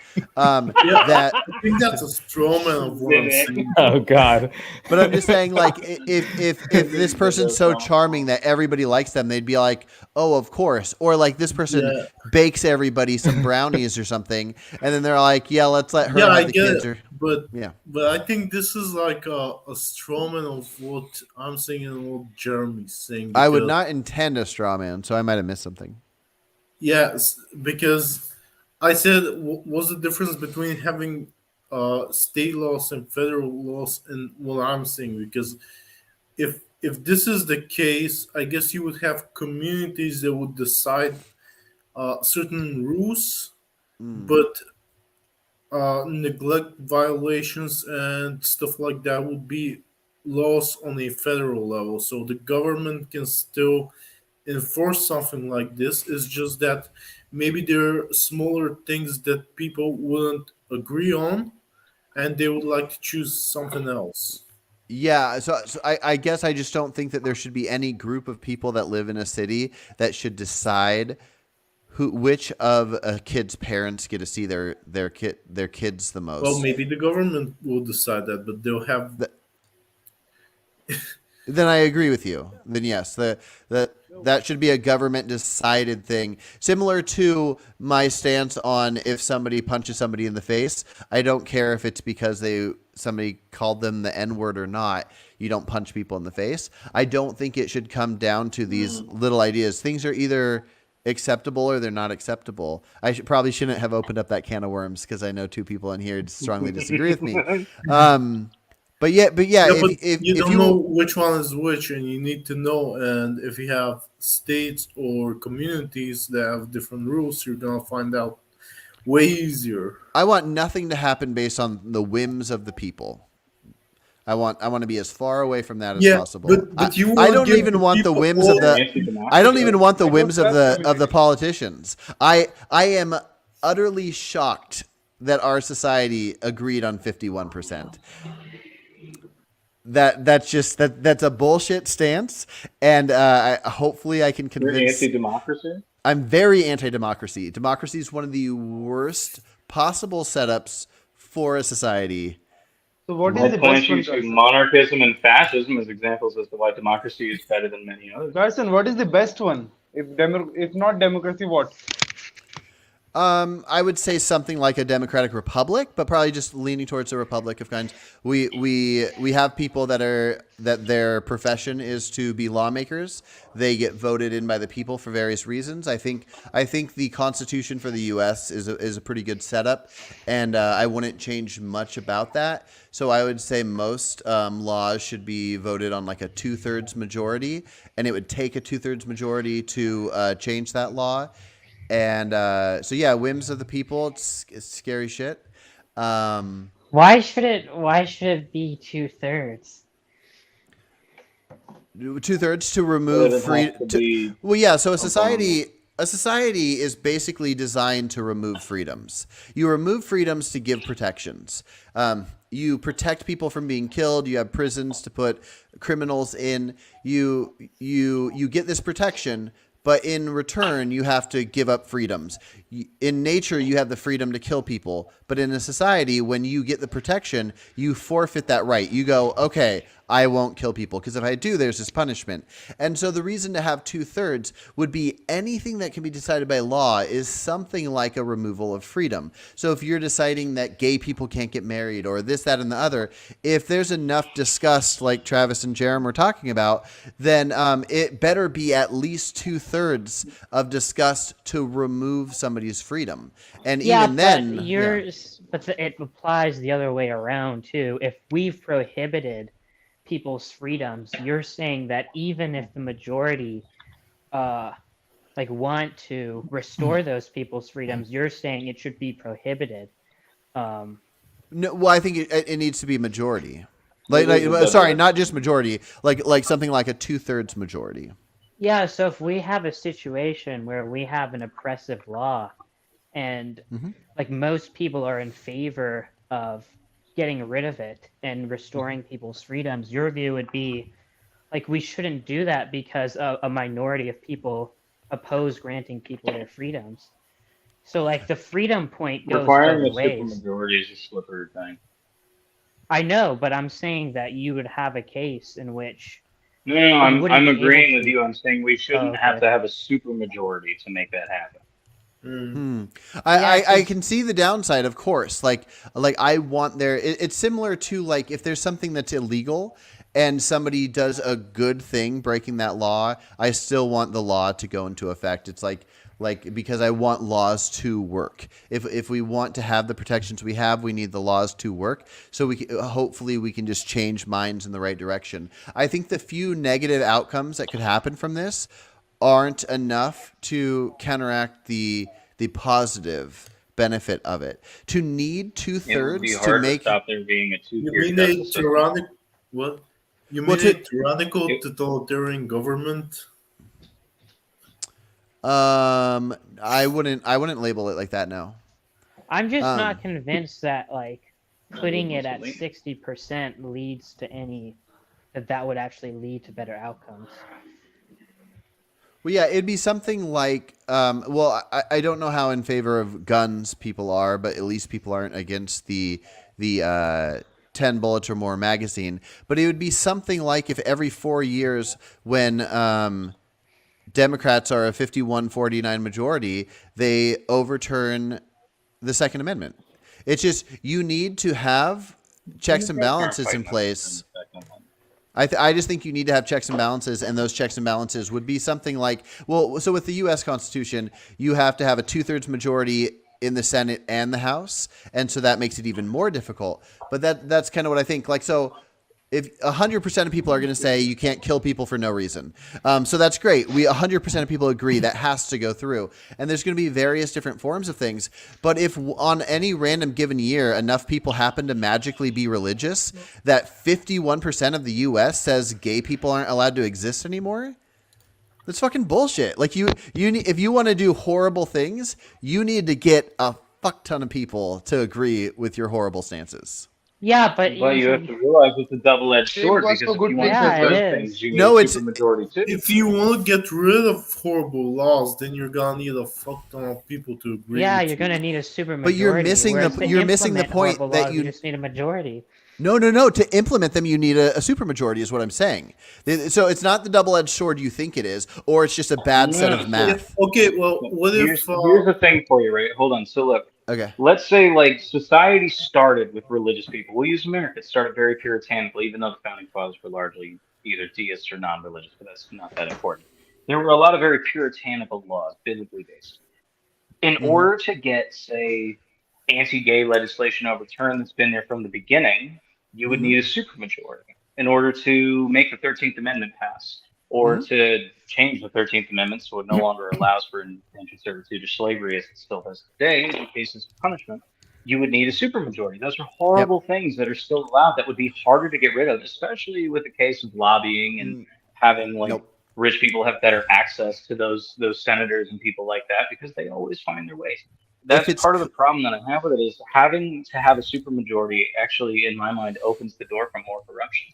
No, if it's clear cut, then you will. If it's a good enough thing to have, then you will have the majority. You will have that super majority. It's No, there are No, lots of I very good disagree with things that. that most people So- would Hold on. oppose. Hold on, So Carson, yeah, there is so- an example that came from you that would actually disprove this. Do you I'm ready. remember when me, you, and one other guy, we were having a conversation about democracy, and you said, do you think most people would vote to have their Miranda rights read to them by law by the cops? And I said, yes. And you said, actually, they didn't. And it turns out when they had to vote on that, they did not get a majority vote. That is one of those things that's actually really important to have that you couldn't get a supermajority for at the time, whether that be because of propaganda or corporate propaganda or anything like that. People can be swayed and convinced. That's why, like, as you've seen in the group chats, when I say normies, I don't mean that pejoratively. I mean that, like, not very politically motivated people. Those people can be easily swayed by very basic political arguments. And if you can sway enough of them, you will never get a supermajority for anything, especially if it becomes Well- polarized like it is now. Let me pause you real quick. Isaac, are you on my side on this? 2/3? No, I'm Damn not. it. Is Let anybody me on my ask you a question. I have to go Carson. pee really bad, and I was going to have somebody take over as me. Is everybody? It was almost 50-50, which is funny. It almost went a 60% majority on a 51% vote. But is everybody here 51%? Yes, plus some basic laws.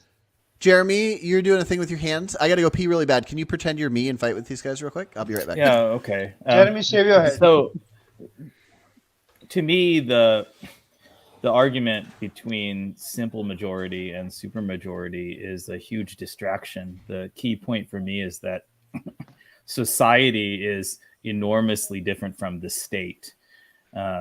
Most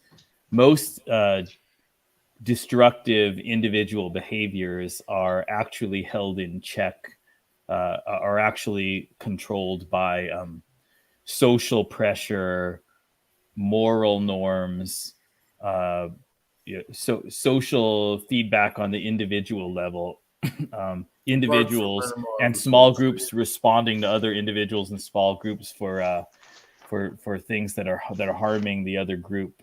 And That's how we ended up with frontier justice, though. well, the point is not that the only kind of justice is frontier justice. The point is that most potentially bad behavior never occurs in the first place. The something that we would refer to as justice isn't even necessary in the majority of cases because people don't want to create the conflict that they know will end up coming back against themselves. So the threat of social pressure, the threat of ostracization, the threat of not having people like you and be friendly with you and cooperative with you, that does most of the heavy lifting in human socialization. And then the government, the state ends up becoming important at some level. But this Carson's way of describing society as if it was just the same thing as the state with democratic laws, as if laws were the same thing as social structure, and there's a sharp distinction between just state of nature and everything being determined by laws. That is what is so bizarre to me. And so, Jeremy, you're doing a terrible job of being me. Okay, go on. I'm not being you, but I wanted to say that, like, I told him to like, shave his head. going to super majority voting from simple majority voting is not it does seem like a distraction to me, because the key point is how few things in the structure of society require a democratic vote, because voting itself, and there are actually mathematical proofs that any what they call reasonable voting method cannot properly address all of the possible interest rankings of the individuals. So voting is a very crude tool. The most important point for me is that the power of the vote to impose its will over individuals be as limited as possible. Not Just because which kind of voting it's crude doesn't system mean you it's have. not good. That sounds more like me. Thank you. Hammers and axes are crude, but they're still used today. There's lots of things that are crude that are good tools still today. A wrench Okay. is crude. That's You a know good what I point. mean? Any tool can be crude, but it can still work as long as it's proven. Yeah, it's good for the kind of things that crude tools are good for, you know. Sledgehammers are good for some things, but they're not good for like carving a piece of wood into a fine sculpture. Well, if you use a chisel, sure. yeah, People do yeah, that shit yeah. with chainsaws. You can do it with a sledgehammer and a chisel if you really want to. You but yeah, can, we can but a pocket knife is much better. We can save the voting percentage talk for a different time, but I think it's a misunderstanding of math is really the problem here, and I don't mean that in an offensive way. I think it's just like it must be that more harmful laws will be created with a 51% vote than any percent higher than that. It does not add up that if you can create laws against freedoms and then need to overturn those laws, the harder it is to ever create the law. If there's enough people, if there's a 2/3 majority wants gay marriage illegal, then yes, there is the problem where it'll take a 2/3 majority to overturn that. But it can only be affected by the ones that ever got to that level anyways. So that just takes this wild majority, where it's obviously a lot easier for bigoted people to win at 51%. So it's just recognizing that to start out with, anything you create would also be that higher majority. I think I just look into this stuff too much that maybe your average person like wouldn't look to that level to I realize I'm sounding offensive as I'm talking right now. A lot of people are full on for democracy, and that's fine. Like I don't mean any. I just like. Anyways, yeah. Sorry, I'll stop. Yeah, What's up? that's fine. So I personally think banning abortion is immoral. That's my view. Okay, because morals are subjective. It's not objective. Yes. You think, according to you, I don't know if it's related to morality or not, but you are anti-abortion, right? Morally at 12 weeks, legally at conception. Yeah, go on. Okay, fine. So we both don't actually agree on something here. Otherwise, in the real world, people will meet us, and most likely, especially when I'm talking in Hindi, they'll end up thinking, okay, he was a nice guy, and same will happen with you. Okay. So the problem with is 60 or 70%. We don't know what is right, and we have in our society we have decided that abortion should be banned at 20 weeks. Okay. I am saying it should not be banned at all, but majority still works for both of us. Because even if I'm not happy with the results, I'm okay with it because okay, 51% are ready, or maybe tomorrow I'll be able to fix that issue by talking to the people. So that's why I think 51% works way better. Someone is texting in the group. Do you Okay, only just think saying. that because you think it might benefit your stance? Let's take one that you disagree It might with. benefit every. Okay, take one. Okay, so you think it should be illegal to artificially breed animals. So if it Yes, became a in most cases. 51% wanting to turn it over, it would be better if it was a 2/3 majority. And I'll have a fighting chance to talk to people, explain them why, and tell them to next time work for a better. I don't have to work that hard. It goes against this. It can be used as anyways, but mostly when it comes to voting, when we see someone else making choices on our behalf, we are tend to do better. Because if I'm choosing a person to vote for these things, I expect that person to do better. If I'm directly voting for something like in this, what happens in society, that I'm directly saying, okay, this is right, this is wrong. I'm not that careful with my words, and that happens with every individual.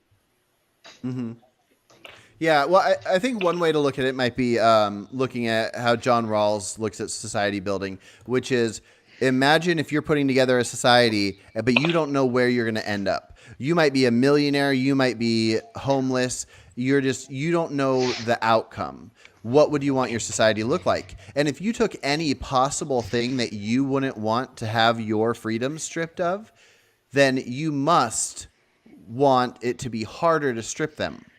So if somebody was going to create a law, which is how stripping freedoms works, then if you don't know where you're going to end up, and if you're going to end up being gay and wanting to be in a gay relationship in a society, then you should want the lawmakers, or even the full, let's say every citizen in a country voted, you would want there to be a higher number of majority wanting a thing to be able to strip you of your freedoms. Sometimes majority is wrong. Yes, I'm exactly. also, I'm not sure that And- that's true, Carson, in a Rawlsian Okay. framework, in a original position, Veil of Ignorance, which is about predicting your well-being as any member of society that you could be. Suppose that you consider the chance that you were born as a gambling addict, somebody very prone to gambling addiction. That might lead you to increase your support of criminalizing gambling, right? You might have increased support for taking away the freedom of this group of people in the hypothetical society, because if you were one of those people, you would end up using your freedom to cause large negative well-being for yourself. And that, Yeah, I mean, it's addiction is just the main example of that. Also, the thing about it also is that laws, like creating new laws, it doesn't just take away freedoms. Like it also grants people freedoms. Can you explain like- that one? Well, because if you can create a law I'm and like gonna follow outlaw negative practices that violate other people's well-being or rights or Oh, liberty. yeah. Like if you outlaw farming, then you're taking away people's right to eat the animals. Yeah, I got you. Okay. No, I mean if you don't outlaw that, or if you like outlaw it, you're granting animals rights.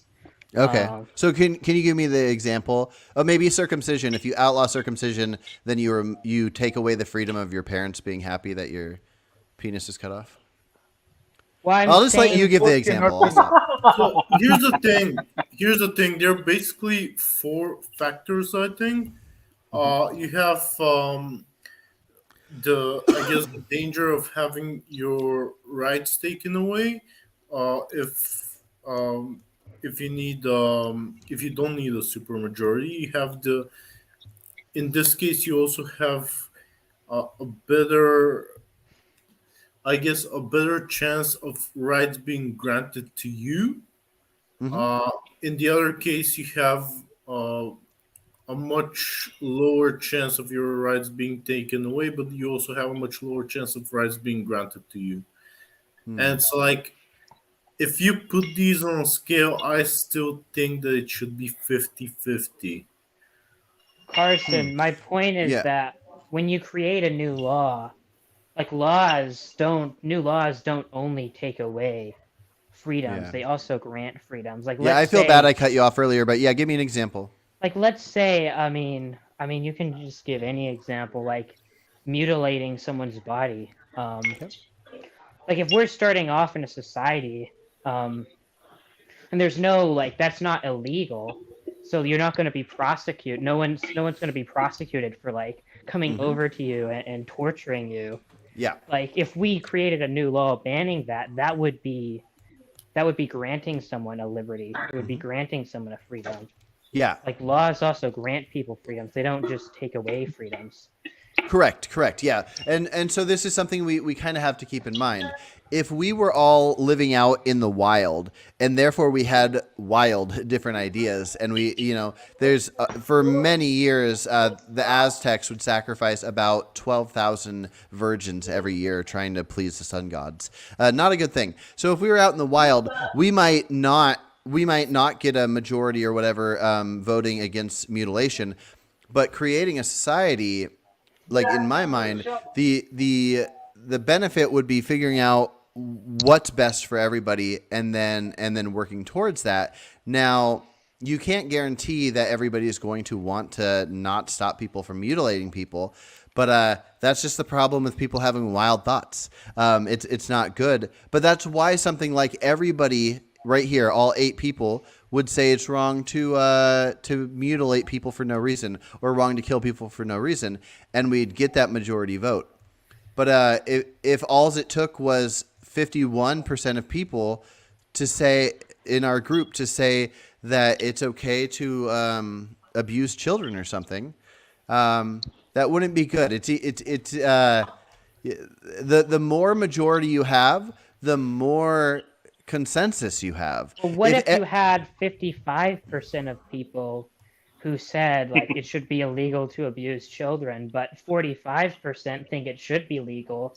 Like you'd be like allowing the 45% to like allow it then. Yeah, you'd have a fucked up society, and it would be because split than we think it is. Okay.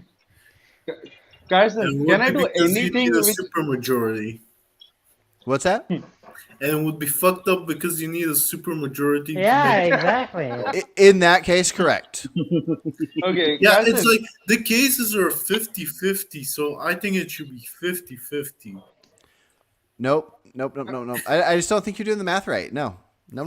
Is your stance, let me ask you a question, is your stance like solely a practical thing? Like you think in practice a higher standard or like a higher vote threshold that will lead to better outcomes? Is it a practical thing? It'll lead to more agreed upon outcomes. Well, is that what you value, like more agreed upon? Me or personally, is it like better outcomes for like the well-being of the people within the society? Because I was going to ask if like we could somehow demonstrate that having a 51% threshold, if that actually resulted in a higher overall well-being, like would you still oppose it? It would depend on the thing, but no, I wouldn't base everything on just the outcome of well-being, but I would factor that in for sure. Carson. Okay, so I can do anything in our society which is not outlawed yet. Okay, so I'm gonna buy. Let's say I purchased 2 kids to be my slave now, and I somehow I'm able to say okay, like a 41%. 41% is okay with me because I am paying them money, or they can also do it, or they're pedophile or whatever it is. So now now even the majority doesn't agree with me, you can't make a law to stop it. Yeah, so here I see what's missing. I see what's missing is it's not comparing it to the alternative. So if we're out in nature, we have not started a society, you can already do that. And so you can do that, and there might be a bad outcome. There might be a good outcome. You might be successful at it. You can have slaves, and it might work out for you. Somebody might not like that, and they would counter you in nature, and there'd be nobody stopping them. So that would exist. Now, when you start a society, let's say the only laws that pass are ones that are like 90% agreed on, or 99, or let's say 100. Let's say 100%. Everybody that lives in the society. There will be no laws. Well, there would be, but let's ignore that for a second. Absolutely none. Okay, it's complicated. Fine, let's just say 90 then. I can explain the other one later, but it would take a lot longer. But anyway, so yeah, let's say that for whatever reason in this society, people are saying like 45% say, yeah, you can have slave children or whatever. there's not an alternative that's better aside from wanting that law to be adjusted by a society where you happen to know that 51% want a certain thing, and then you have that society's governmental structure go in that way. But comparing it to just starting a society versus not starting a society, that's Can I give already you an a option. Can I give you a solution of this problem? Is it going to be different than the solution I just gave? No. Yes, of No. course, yes. Okay, No, go for sorry, it. sorry. Okay. You're fine. So my solution is have some basic laws. For example, equal rights. Equal rights or Who's and creating the basic government- laws? Me? We are okay, yeah, let him create those things, but he has to base them on secular humanism, and he has to also give a presentation that this is the reason I'm creating these laws. Now, if That might. if Sorry. we are sitting in a group, okay, if we are sitting in a group and we all publicly, let's say, agrees on those things, we can immediately make some basic structure which we all naturally agrees on, and no one will be able to break that. Yeah, Phil is here. Hi, I would Phil. I would love to break those things, but it depends on if I like it or not. Phil, what you got? I was just about to eat, but I thought that I maybe should hop in and just mention that when it comes to the 51% vote versus having a higher threshold like a 2/3, that's sort of why maybe I didn't explain the reason behind my sort of convoluted equation, which was like you need to be able to, like if you can pass a law, you need to be able to overturn that law in a reasonable way, right? So if I pass a law with 50% of the population, that's a necessary thing to do because you need to get things done. So sometimes there's a binary vote on a law and we just need 51%. I don't know what an example would be, but sometimes you need to decide one way or the other, and you can't be caught in stasis, right? You can't be caught in the inability to make a decision for your country. So that's why 51% is important. But if you're trying to instantiate some sort of really important right or let's say the classic example is jumping in or out of something like the EU, where if the other guys get in control and then they have 51%, all of a sudden they can throw everything you did out the window and you're going back and forth and it's really a negative sum game, right? You're just destroying more than you're creating. So what my kind of formula was saying was that, like, okay, if you have 70% of the population that are okay with passing, that's awesome, and it's unreasonable to ask for 70% of the population to then at a later date disagree, but maybe 60%. So that's why I had the idea that you can vote, and that your vote is, if you have down the road 60% of the population that disagrees with that 70%, then they can overturn it. And I hope I'm explaining this correctly. Go ahead. Yeah, Phil, when I listened back to you explaining that, it took my brain about 3 listens to fully get what you're saying, and now I do understand it. My brain's not always there. But yeah, no, I agree with it in a sense, and then I don't in a sense, because if 90% of people, let's say early on in the founding of the U.S., if 90% or even 100% agreed on a certain thing, like, let's say 90% at that time were in favor of slavery. They weren't. The majority was. Actually, more than 2/3 was, because that's how that works. But let's say it was 90%. I wouldn't think you would need something like 80% or more because it's a certain amount near what the percent used to be. I just think... But I do see the benefit in it. But do you know what I mean? Like imagine if it was a high amount of a bad thing, like back when they were burning witches. 95% of the villages probably thought, yes, let's burn some witches. But I don't know that means that you need something near 95, like 85, to overturn that. Yeah, like it could backfire, but that was just my sort of idea that I was using to try to grapple with what I see, honestly, on both sides of the question. you know. Yeah, no, and I get it. I like it. The closer you get to 100%, the better. But it also removes a lot of possible changes. Yeah, no, it's complicated. I don't. Yeah, I don't know. But I like it. Yeah. I'm gonna eat. I'm gonna listen. I just wanted to add Okay. that. Cool. Thanks. Can I just say again? Yeah. The most important point to me is that society is not the state. There is Carson. You just seem to talk as if there's the state of nature where there's no society, and then law comes into being, and the law is the key distinction between the lack of society, state of nature, and having a society. But I see society as being a very rich and powerful phenomenon that develops before states, before something like governments and laws come into existence. Yeah. And even in societies like ours that have governments and laws, most of the work is being done by society. We're not in a state of nature, but by society operating in ways that aren't dependent upon law and aren't dependent upon votes, you know? Yeah. I see the mix-up. Trivial example. And what I was saying with Eric, voting is a very crude tool. There are many, many finer tools. You know, if you just think about just a trivial example that won't offend anybody, but when the popularity of disco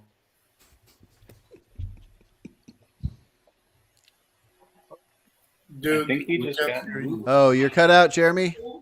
You're gone. You unplugged. Popularity of disco. Are you back? Now you're muted. You're muted now. You're muted. Okay, how about that? There you go. I can hear you. Be good. Automatically muted. So all we heard was popularity of disco, and then it just stopped. So the popularity of disco gave way to the popularity of punk and 80s synth pop and whatever. Okay, that didn't happen because it was in the hands of voters to pass a law of what the official music would be. And then 51% of the vote changed to 49% of the vote, and then it instantly changed. It happened in a way using the much more sophisticated tools of social interaction, free social interaction of individuals, and economic incentives, and all of this other stuff that is not as crude as a vote. And so as a matter of fact, I would say this kind of crude because there's no real way to quantify it. Well, yeah, but eventually one popular social institution largely gave way to a different kind of popular social institution, but it didn't have to do with a change in a simple majority or a super majority. It had to do with the fact that what music people are choosing to produce and listen to did not fall under the purview, under the power of the state or the voters. No, this is kind of my good allegory. Well, hold on. This is kind of my why my point is what it is what you're describing. So let me just point out a couple different things. So you're right. When I say society, I'm not referring to I'm referring to a governed society, not a society of people out in nature. But yeah, so the reason music can just do what it does is because there's not a reasonable number of people wanting to outlaw it, which is good. Music just exists. We like whatever we like, and then we can recognize what's popular and not popular. And same thing can go for a handful of different actions we do and things we like. Like the market's a good example. People will sell whatever they sell. People will buy whatever they buy. As long as something's not made illegal, like buying like meth or something, then it just is what it is. And so that's why I would think that something would need a way higher majority to get passed. If 51% of the people in the U.S. at some point were all religious enough, nothing against religious people, but the ones that are dogmatic enough to say rock and roll should be illegal, then I would say that's fucking bullshit. I would want for a law to come into place that the citizens or the government, that a certain percentage of them that's way the fuck higher than 51, and yes, I include 60 being way the fuck higher, would have to agree on that. But to tell you real quick, the separation of what I meant between living out in a society out in nature versus having a government, you can start off with the most basic, simple idea ever, which is something like protection from being killed. You can say, hey, dudes, we all live out here. There's tribes of 20 of us here, and there. There's probably about 10,000 within this region of area. We don't have any laws, and everybody's just killing each other. Would you guys be cool with us all claiming this as our land, and we have one law? We don't kill each other. We all benefit from it. We lose the freedom to kill each other, but we all benefit because we're that much less likely for each of us to die. And then anybody that does kill somebody gets put in a place called prison. And then 35% say no, and we're back. Yeah, then they wouldn't be part of it. Then they wouldn't be part of it. That's the whole point. That's why you have to view it as leaving nature to join a society. Yeah, I don't think you need law. Like it or leave it. I don't think you need categorical law in order to have an evolving social norm against killing people without provocation. I think that norm is just going to emerge out of game theory, very easily understandable game theory. You can call it law or not law, but there would have to be something preventing it, right? Like, so Jeremy, when you're saying you don't think you need law, if I go outside right now and kill my neighbor, let's ignore what would really happen in the U.S. Then you greatly increase the chance of people who like him killing you. Exactly, which is why I think you'd want to put it in law. But you explain to me but why that's how I wouldn't social want to put it in norms law. develop naturally prior to law. Yeah, but let's say that I want to take that risk. I might be more likely to die, and I go kill somebody. Is there not good reason to put that in law that you can't kill for no reason? Yeah, eventually things like that are going to... Why would you need a supermajority to implement that law? Well, you can say that about anything. Different people have different opinions on things. No, because you're just giving examples of laws you don't like. I'm sorry, of laws you like that are being implemented that you wouldn't like switched.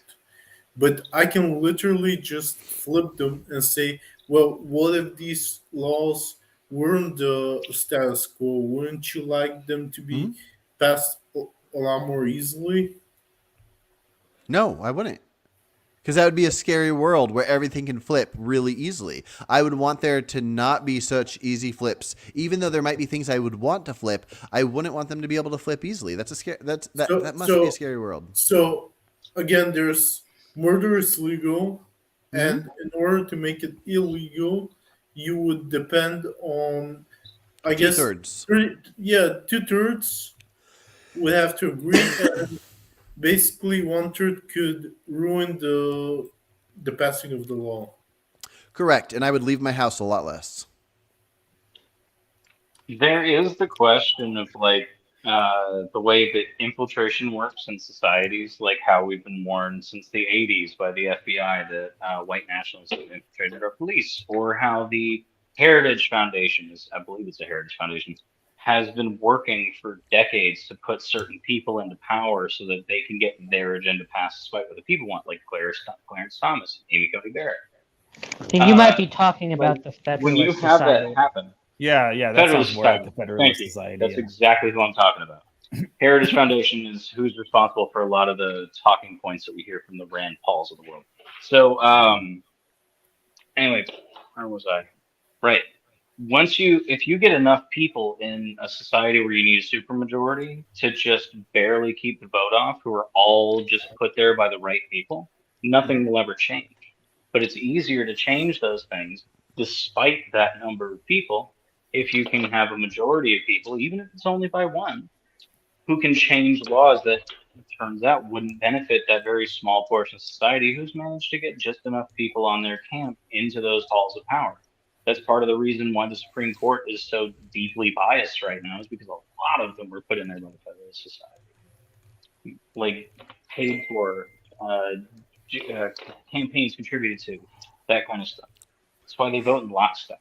Okay, so in the Supreme Court right now, it's approximately 5 leaning conservative, 4 leaning progressive.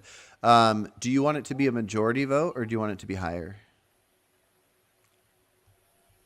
Most people Right say it's now, like 6-3. you know where my stance is with the I Supreme do. Court is that That's why I it's a just trick don't question. want it. But like, I don't think we should have some kind of supreme power that has no term limits and can just change the entire paradigm of our country despite what people want. Well, they settle the most fringiest of the cases. I don't think it'd be fair to assume that they even have much impact on many humans.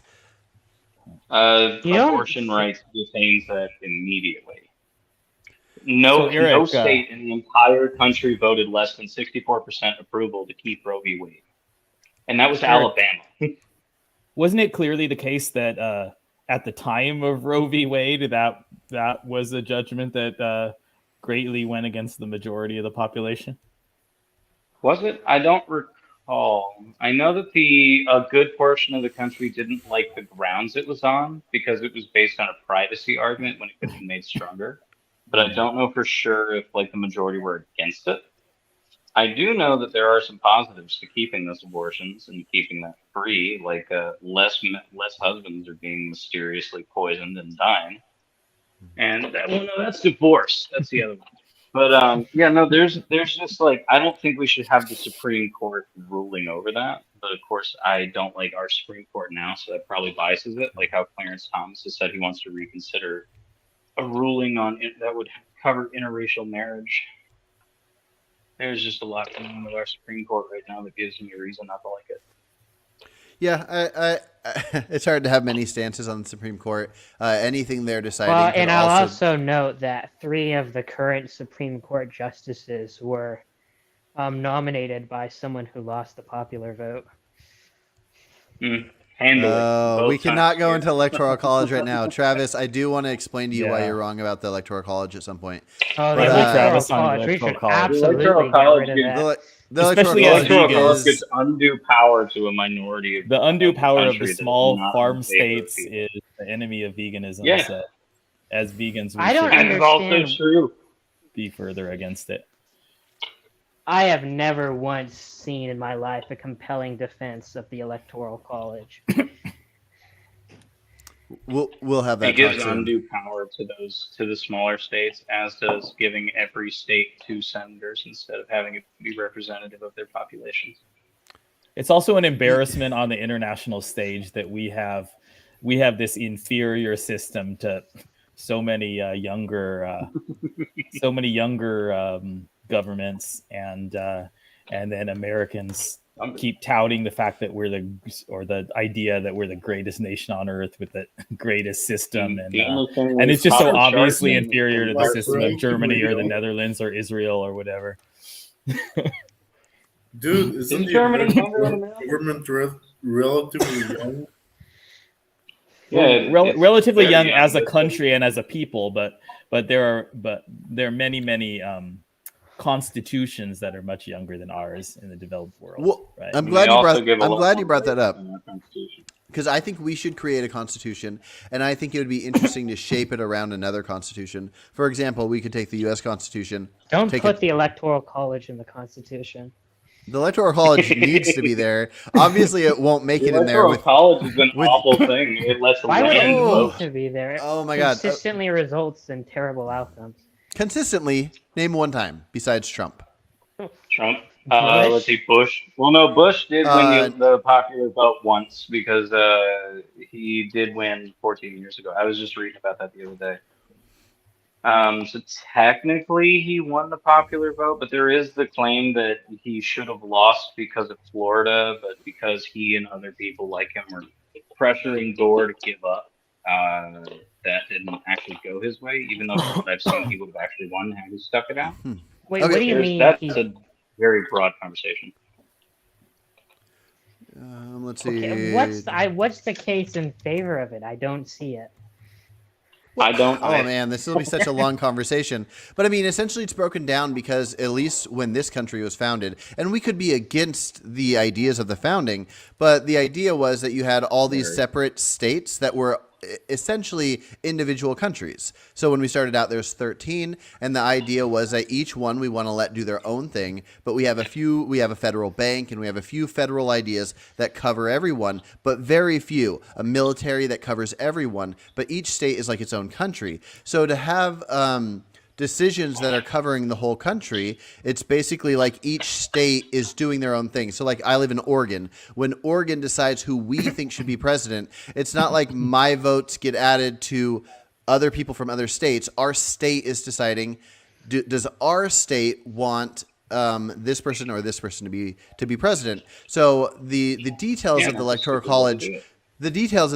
College, basically make it to where each state can be represented, where if you just go by the popular vote of all humans in the US, you're ignoring the existence of states. And essentially, if you break it down and everybody were to vote, which they won't, which is probably really good, then if you just take California... I disagree with that. I think if everyone voted, there would probably be better outcomes. Yeah, but if you can make California and New York together... No offense, Phil, for New York. I'm in California. Two over here, California. There you go. Phil, but yeah, if you can let those two states decide that those two want one president, where all other 48 want another one, and those two can win just based on numbers, Florida alone pushes that. What is the problem with that supposed to be? Because... Well, what we're concerned about is what individuals vote. Like, we're not concerned with land voting. Yeah. Yeah, so it's going to depend on if you... Oh, we got two Phils in here. It's going to depend on if you view the states as mattering or not. If you view the idea of a state being its own thing, that's what matters. If you just want the U.S. to be something like a country where there aren't states that are all separate, then that's its own thing. But if you want each state to be represented, then that's why you have something like the Electoral College. So it really just comes down to that. You know, the problem with the Electoral I don't look College... at the states as something that should exist on their own because I want better outcomes for everyone. And when you let land vote, it's generally people in rural areas who have extremely unpopular views that are extremely restrictive of people's rights, and it negatively impacts everybody. Whereas if you look at what the majority want, that also includes like people in rural states, people in larger cities and states that people don't think about, like Indianapolis. Like there's a bunch of people who are just not represented. Because you care about states that people don't think about? I care enough about the people who live there. I want those people to have the best outcomes they can, and letting them be ruled by the minority of people in that state who do not agree with them is not I'm from a rural part of them, California. and it makes their lives worse. You know, what the hell does the interest of California mean? I'm from a rural part of California. I don't have the same cultural identity as somebody who lived their whole life in LA. Alabama. Jeremy, stop it. It's arbitrary. Why not carve up California so that my little part of California can have just as much political power as Wyoming? If I live in New Smyrna Beach, Florida, my views will not align with people from Oak Hill. Nor will it align with most of the people from around here. Edgewater, Oak Hill, all these little towns that are like podunk places that don't have very good education, that lead to people who do nothing but get all their like facts from the news. And they only get it from one side of the news because it's heavily subsidized in my state. So all of these people who don't make up the majority of the people who live in Florida end up representing our laws and voting for our representatives because of the way it is. Let me pause you for a quick sec. And Travis, 1 sec. Phil, what you got? I was just hopping into... Oh, I'm sorry. I can hear my echo on the other one. I'm sorry. I came in to ask... My own voice is driving me nuts. Do you see how you could make the same arguments for the United Nations? Like I know these are different countries, but that's sort of, as Carson said, the way things started here between the different states, right? That was the justification to begin with. So would you say it makes sense in the United Nations that when they debate different resolutions that it go by population as opposed to every country having a vote? Those are split countries that kind of complicates things. split countries have different cultures and things like that come around, and like states do to a certain extent, but not to as deep an extent as different countries do. It's that is a complicated question. I think that population would probably be good, but in the matter of states or in the matter of countries themselves, you have to look at like since they're older countries and they've had more conflict than our states have between them. You have to look at like conflict history, like India and Pakistan and countries like that, Germany and the UK. Just a lot of places that haven't gotten along, and then not letting them vote for their individual countries could cause problems. I don't know if I worded that very well because I'm trying to keep up with my brain and I don't do that very well sometimes, but I hope that made sense. I think a big part of the problem here, potential problem, is that in countries where the majority of the citizens don't effectively have any say or any control, just using the population size of the country to measure the power that you give to the leadership is a big problem. It reminds me of the 3/5 compromise in the U.S. Constitution, where slave states wanted more power based upon the part of their population that were slaves, but the slaves weren't going to be having any say in what that power does. So they want population as an excuse without the actual population participating in the power. So to just say, okay, India is going to have a massive amount of power in the United Nations because it has a large population, without addressing the question of what percentage of India's population actually affects the politics of India. That's why I mentioned India and Pakistan as an example of why I said like different countries provide different kinds of problems because they have longer standing conflicts. They have older histories besides ours and older than ours and like going way further back. Right. So that could cause more problems and conflicts because those already exist in the framework they have now. If they went by population, that could really cause like real problems. Well, I think there's I just don't see the moral argument why having a population that doesn't have any effective power in the political structure of a country should justify the leadership having more power relative to the leadership of other countries. That seems pretty perverse. Wouldn't that be an argument just against those fascist or totalitarian countries or authoritarian countries not getting a vote at all? Or it sounds to some extent like it's more like a argument against winner take all. Maybe it is, Phil, but I don't think that totalitarianism is a sharp feature. I mean, that means I don't think it's either or. I think it's on a continuum. Yeah. So I don't know how you're going to draw a line when there's a continuum of political systems between freedom and totalitarianism. Yeah. And we couldn't trust anyone to draw that line. And there are countries that are relatively free for maybe most of the population, but then they have an oppressed group. Israel is probably the greatest example right now. Comes to mind for them. But you could, yeah. I mean, Israel has way too much power as it stands. Well, yeah, America's prison population. Carson. The number of incarcerated felons we have who can't vote, Oh. Should we be including them in the American population that determines what power we should have, if they can't participate in the process? I got to hop off here in a for president. They should be allowed to vote for president as well. Couple things. I got to hop off here in a sec, but if you guys want, whoever does want to can stay on here and chat while I leave. We've done that many times. But also, before we decide that, Travis, did I hear you say my name?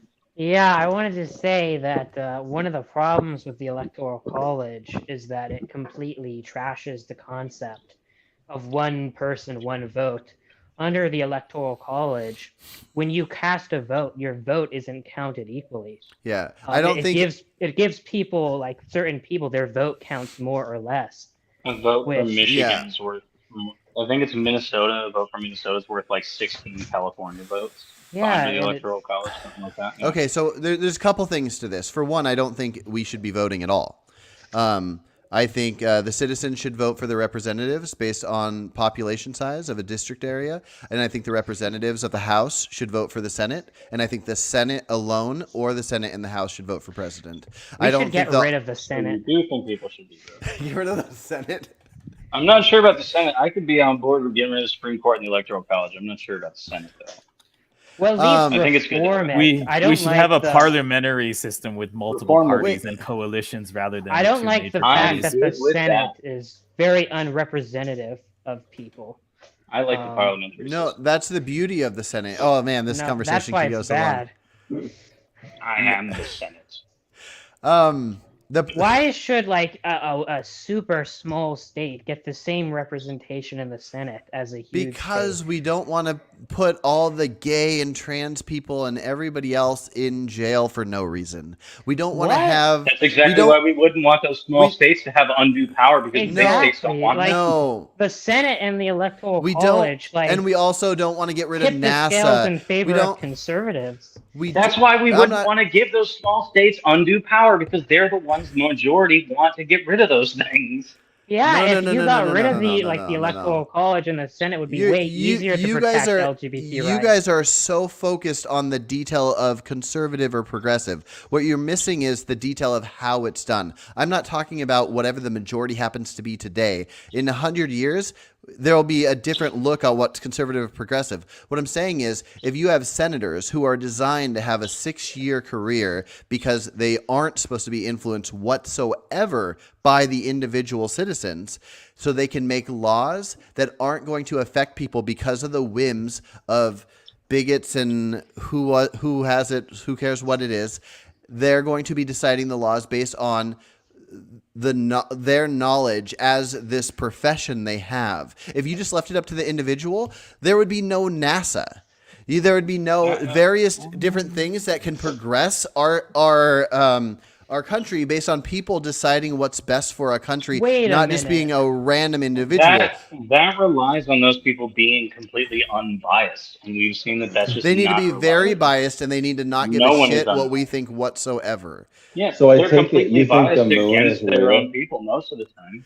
Wait, There's Phil, no what? such thing as being non-biased when it comes to political judgments. If you're making a political Correct. judgment, it's inherently biased. Correct. Wait, Phil, what did you say about the moon? I said, so I take it you think the moon is real? There are more people than you would think that think it's a projection in the sky. Yeah, I but yeah. argued with Anyways, somebody about that the other day. That's a real thing people believe. Yeah. but Of course, yes, people still think the firmament exists too. So a political system is very complicated. It's tricky. I don't have all the answers, but yes, I'm a huge fan of how our system was set up I during hate the way the our creation of system was the set up. Constitution. But I would love to hear different ideas on that, and we should talk about that further. But I do want to let you guys. Do you guys want to keep chatting while I bounce out of here? Just really quick, I Yeah. do have a question for you, Carson. Are we supposed to assume that this society is in a vacuum? Like it's the only society and it's the really like people either have the choice of this society or nothing? Or are we supposed to assume it's like another country in the world as we know it? Because that's going to change like what I think about states, for instance, because I want Right. there to be some differences where if you don't like that, for instance, you're living in this society that's controlled by Christians, that's outlawed rock and roll. I think the correct answer should be rather than changing the society, just leave it and just go to Yeah. a society where Christians aren't dominant and I- rock and roll. I agree with you. I agree with you completely. So I do think that we should decide as a group: do we think we should have states be separated and all these different things? So I think it is and is not in a vacuum. I think we will get to the point where we will say, if this, then this is how I vote. But if this, then this is how I vote. And we can have kind of two answers to, especially when we get to things like prisons, and we say, if we can do this style of rehabilitation and it has a good outcome, then this is what we should do. But if we were to find out that the rehabilitation didn't work even with this best style, then we would think this would be the accurate thing. So I think we can essentially have any possible outcome determine our different layers. But what I will say, sorry if that sounded complicated, but I think we should imagine that we are the U.S. But like for any possible outcome. So if we're trying to decide what should happen, like with police, and we want to look at, okay, in 2023, this is how many unarmed people of whatever race were shot by the police. And so we can use that as an outline, even though we are our own separate thing. If that answers the question. The percentage Good enough. is always high in one side if you look at America. But what's that, Eric? Oh, I thought I was muted. I said the percentage in that case is always high on one particular side here in America. I strongly Very disagree, but we'll get into that later. In fact, there was I just mean, if another. you look at raw numbers, it looks like it's not, but if you look per capita, it always is. That's great. I mean, hopefully we can all learn and we can all share ideas, and that'll be a fantastic. But I think we should decide. We can decide things that won't have any actual outcome in our project. For example, we made it to where adulthood is 19, but voting age is 18. But there's not going to actually be 18-year-olds voting for anything. We're just saying that if we had a society and we were the lawmakers, we want 18-year-olds to be able to if there was voting. So we can do the same thing where we can decide if we want to cover, if we want to be in charge of land the size of the U.S., or if we want there to be state laws. And then we're just deciding this. But individually, we can also decide what we would vote on if we were all the rulers of California or whatever. So it can kind of break down in so many different ways. And I think we should decide all the different things. Like you, I'm in favor of separate states. Jeremy, what's up? I think I'm just gonna go now. I'm getting pretty hungry. I'm gonna make some food, and my family came home, so I'm gonna see what's going on with them and catch all you guys later. Yeah, let's set up a separate talk later. This has been real. Yeah, very very interesting. All right, not see you, too man. much fighting. Yeah, take care. See ya. Okay, so I'm gonna hop out of here. I actually got to take a shower and get to an important thing in 16 minutes. Do you guys want to stay and chat with each other? Okay, Jerem's out. Jerem, it's good seeing you. Yeah. All right, we'll see you later, man. Actually, I should Y'all hang probably be around for a getting little bit. inside. It's like 105 degrees in my garage right now, and I've been out here for 2.5 hours. I need water. All right, see you later, Eric. Okay, so Isaac, see you Phil, around and here. Travis, if you guys decide you want to talk, have at it. You guys can leave at any point, and I'll just keep an eye on the stream throughout the day, and I'll come and turn it off whenever you guys are gone. Okay, All right. thank you. Good talking. You too. I still have my own voice in my ear, so I think I will hop off. It's a shame that Jeremy left because I just wanted to follow up again on his point, exploring my point, and that is that when he talked about, how we might not want to allow countries to have proportional representation in the UN because a lot of these countries don't even have representation for their own people. That works the other way too. Like a small country with only 1 million people in it, only 1 million, I think. They still get the same vote as a democracy with 50 million. So it just cuts either way. So, I don't know what you think. I guess I'm struggling to understand. So you're saying like part of the issue is that if you have a really well-run country that is getting extra votes because they're well-run, that's a problem because you'll have not well-run countries that aren't getting votes, and so those people aren't getting representation. Am I understanding you correctly? It's irrelevant how well the country is run. It's just that we can use international affairs as an empathy pump to see why someone else would defend the Electoral College here at the national level, right? So why in the UN does every country get one vote? You see? Yeah. I get what you're saying now. Okay. And I think that So you're just making an analogy of between the UN and the Electoral College, essentially. Yeah.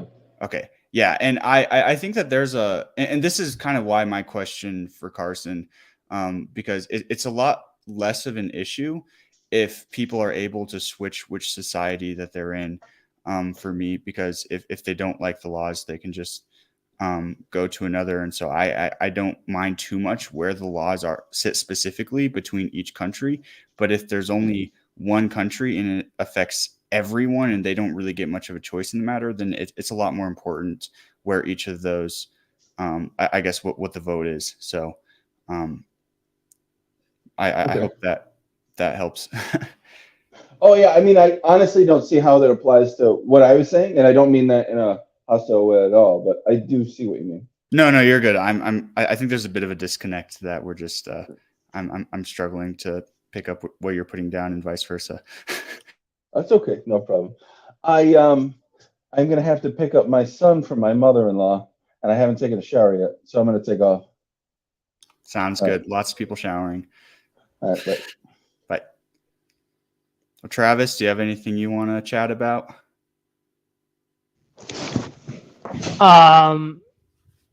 There's nothing. Well, I do have I guess I do have some questions about like your views that we kind of got into in the last discussion. Or are you a different Isaac, or are you the same Isaac? I'm the same one. Yeah. Okay.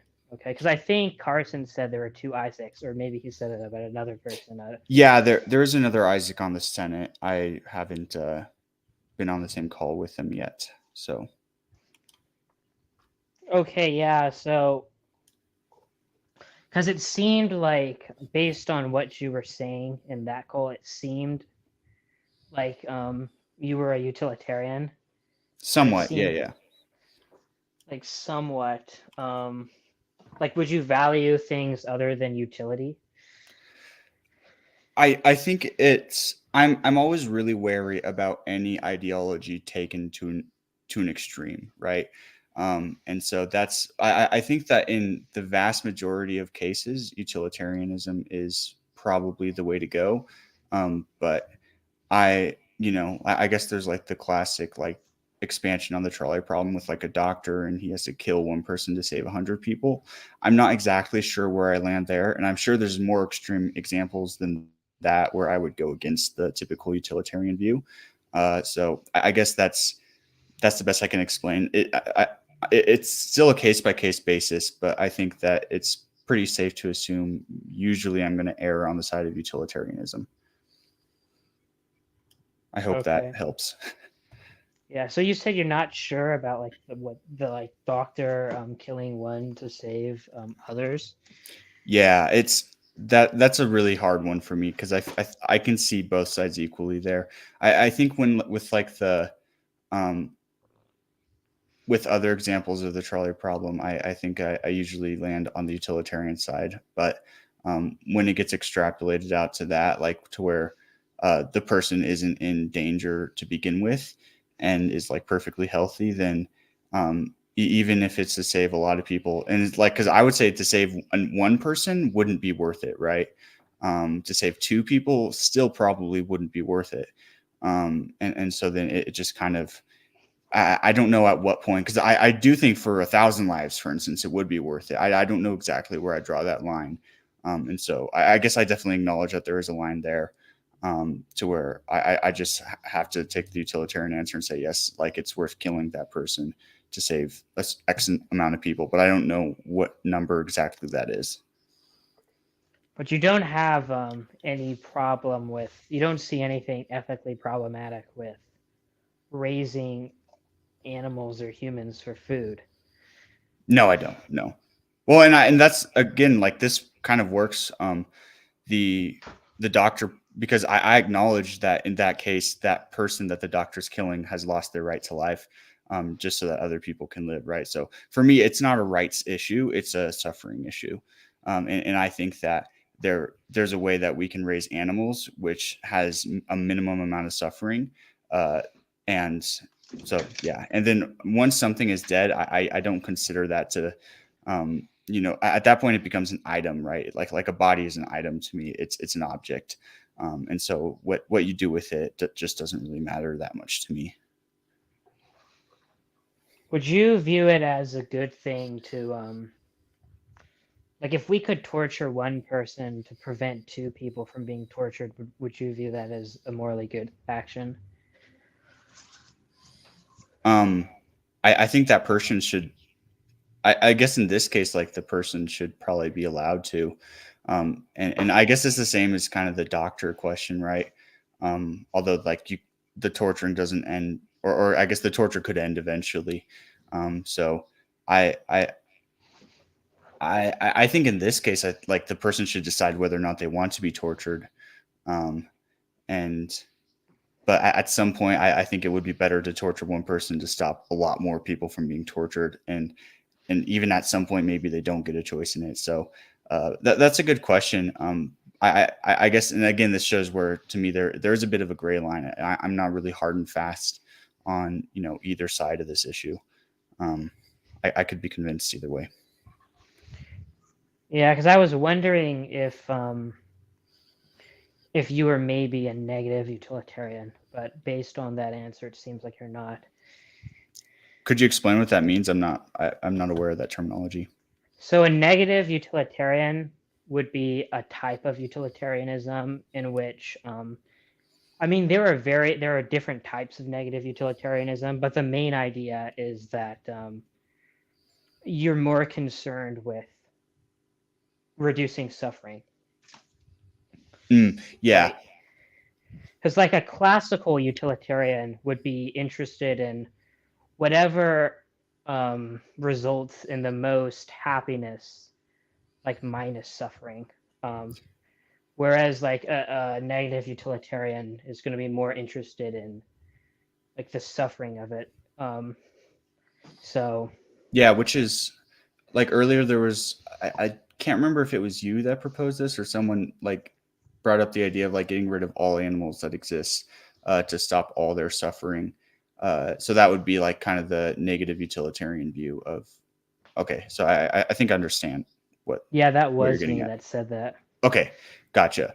Yeah. And I think it is important to I think enjoyment can offset suffering to some extent. And so I'm not going to go full. Like, I think that there's a balance between, I guess, negative and positive utilitarianism that, and I don't think one is so important as to completely discount the other in all cases. Yeah, so there are different types of negative utilitarianism. Not all of them are going to say that pleasure can't outweigh suffering. Like there is a pure form of negative utilitarianism. Like negative utilitarianism in its purest form would say, okay, like no amount of like pleasure can never outweigh suffering. The only thing that matters is reducing suffering. Promoting pleasure doesn't matter at all. But then you do have like other forms of utilitarianism or of negative utilitarianism where promotion of happiness would still be a good thing, but it would be a lot less important than reducing suffering. Or Gotcha. You have like, there are some views, like the one that I'm most sympathetic to would be something like lexical threshold negative utilitarianism, where under that view, there is like pleasure can outweigh suffering, but there's a certain threshold of suffering at which point pleasure can no longer outweigh it. And I think that, yeah, that probably is where I land, but I don't know exactly where that threshold is.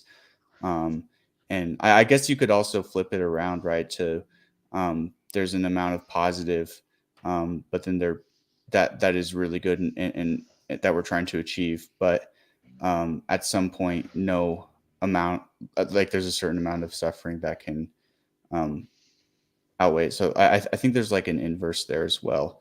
I feel like that thought was a bit disjointed. I'm sorry.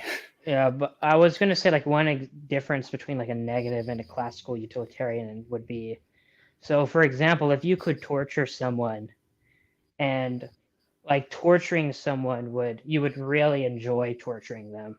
Um, like you would get so much pleasure out of torturing this person that the amount of pleasure you receive from torturing them is actually more than the amount of suffering that they receive from being tortured. Like a classical utilitarian would have to say that that's morally good to torture that person because it resulted in more happiness than suffering. Whereas a negative utilitarian would say, okay, like it doesn't matter that it resulted in more happiness. Like suffering has more moral weight than happiness, so it's still wrong. Yeah. And so, for instance, like for a very extreme example, right? I think it depends on the degree of the torture. Because like, for instance, I have a lot of friends that can be pretty annoying at certain times. I myself can be pretty annoying, and you could equate annoyance with torture. And I don't think it's wrong necessarily to be annoying. And I think that, that some of these annoying friends through their annoyance actually can bring value and can bring, I guess, a greater amount of happiness than if they weren't annoying and were just boring the entire time. And so I think that, in that sense, I agree, with the more positive utilitarian approach. However, if it's like, you're like doing something really gruesome or like, I guess what most people conventionally think of as torture, then yeah, I'd agree with the negative utilitarian side of it. So it kind of depends on a case by case basis. Yeah, that's actually an example of it's a hypothetical. I think Michael Huemer came up with it, if I'm remembering correctly. Like he has this blog post where he's like this philosophy. He's like a philosopher, and he has this blog post where he goes through like a bunch of attempts at reductio ad absurdums against utilitarianism. Basically, he's trying to show, oh, utilitarianism leads to all these counterintuitive consequences. And I think, if I'm remembering correctly, one of the hypotheticals he has is like a Nazi who tortures a Jewish child, but gets so much pleasure out of it that it actually like results in more happiness than suffering. And then Michael Huemer says, like, if you're a utilitarian, you have to say that this is good. So that's one of my main problems with like classical utilitarianism, is that I don't like subscribe to the view that it's okay to inflict extreme suffering on people solely for like pleasure. Yeah, and I think it's these kinds of situations. That's why I don't want to commit like full on to any view, because like I think there almost any philosophical stance, if you push it to an extreme, will eventually fall apart. At least that I've encountered. And so I really just kind of want to start. I mean, I definitely like in general lean utilitarian, I think, but I don't want to commit to it 100% of the time because I don't think it's infallible. Yeah. What do you think about?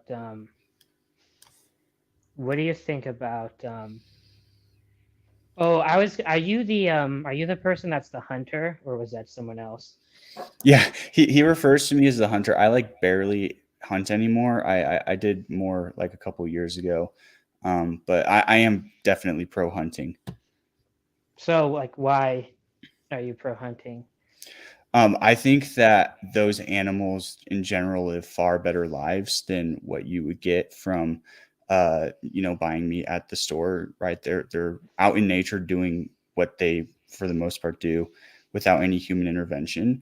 And so like it, and then they, have a couple seconds of pain at the very end of their life.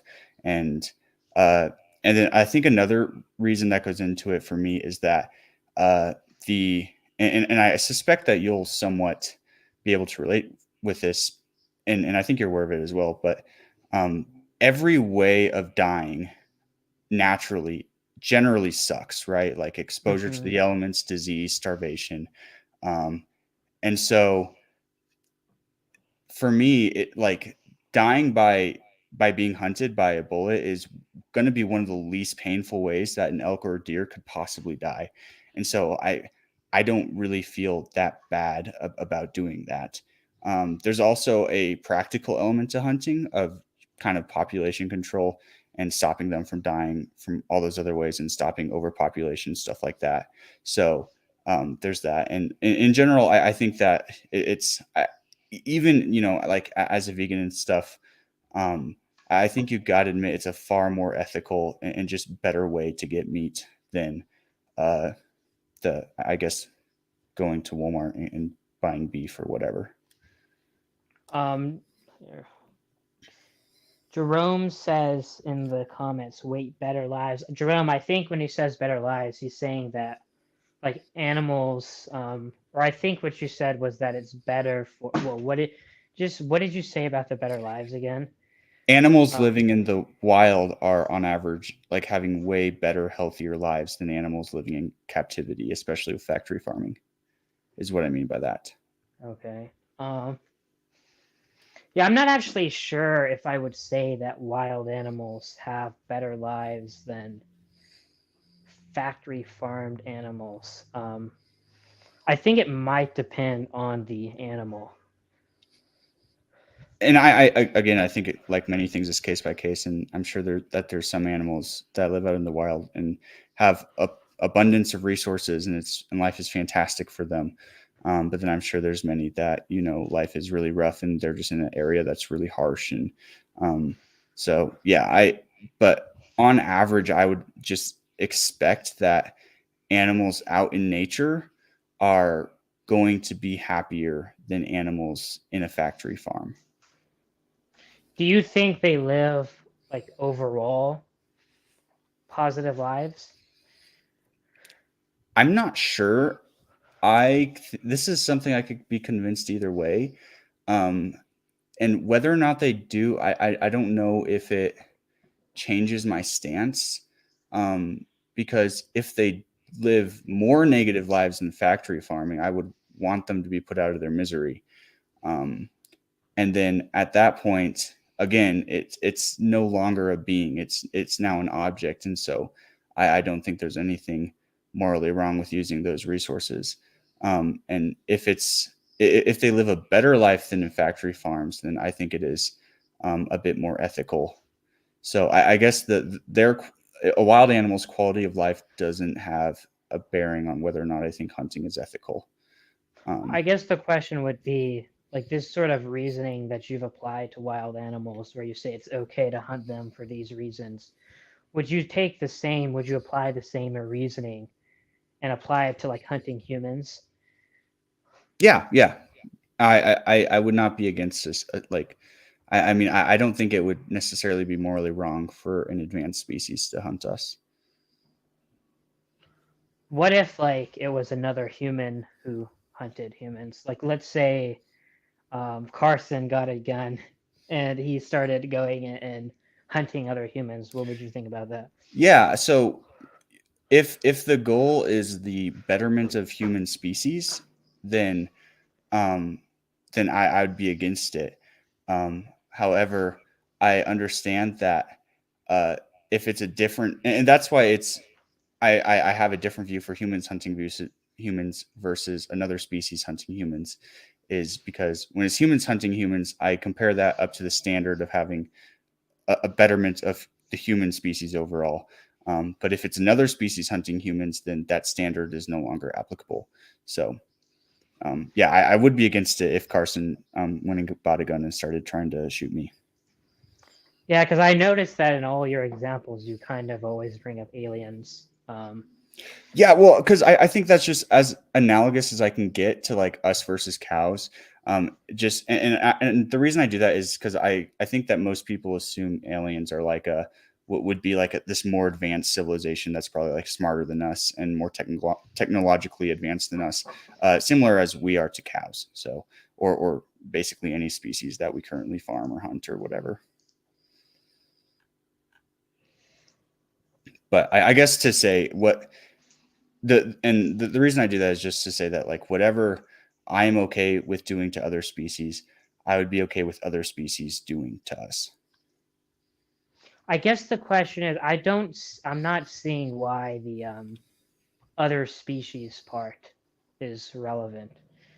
Like to me, if it was Carson doing it, or if it was some alien, this seems that doesn't seem to make any moral difference to the moral status of the action.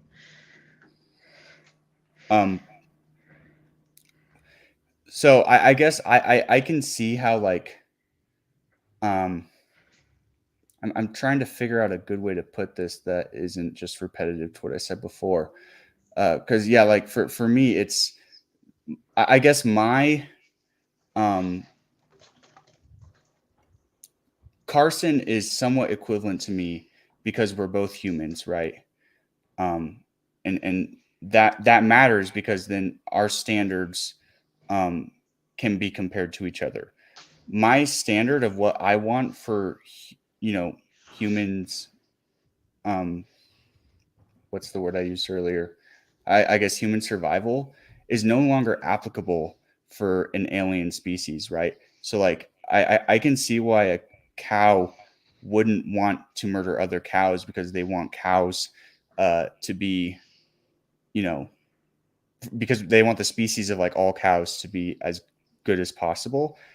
However, that doesn't really matter to me because now it's my standard. So like it's just not applicable. I guess I'm having a hard time like putting this in a way that makes sense. So I guess it's a certain type of speciesism that I have. Yeah, because I'm not seeing why why two humans you can compare their standards, but you can't compare an alien and a human standards. Like you and Carson could have completely different standards.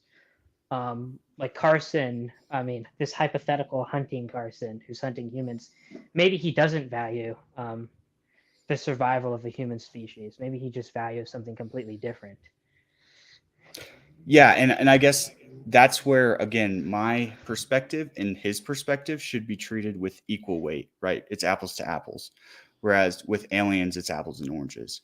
So I just don't think that like the rights that cows think that they should have for each other are I don't think that that's comparable to the rights that we have in our engagements to cows. I'm trying to get this difference. I mean, is it strictly like species based, or is it because you're saying that there's an intelligence difference? Like the aliens would be more intelligent. Like if it was, yeah. Yeah, there's a combination of both factors, I think. 'Cause I was gonna say, if you had like an alien species, but say they weren't any more intelligent than humans, like they were exactly equal intelligence as humans, like would that change the calculation? And I guess I guess the other standard here is probably power, right? Like it's very possible there's an alien population that is not as smart as us, but is more powerful than us, right? And so I guess maybe, and so not to say that it's like a might is right, but whoever has the most power can kind of render all other perspectives like it just doesn't really matter, right? So I guess like that's where like it doesn't matter like what the cow's perspective is because we're more powerful. I still think that we have a moral obligation to do right by them to a certain extent. But I don't think that moral obligation covers their right to live necessarily. I mean, we can debate that and whatever, but for me, it doesn't.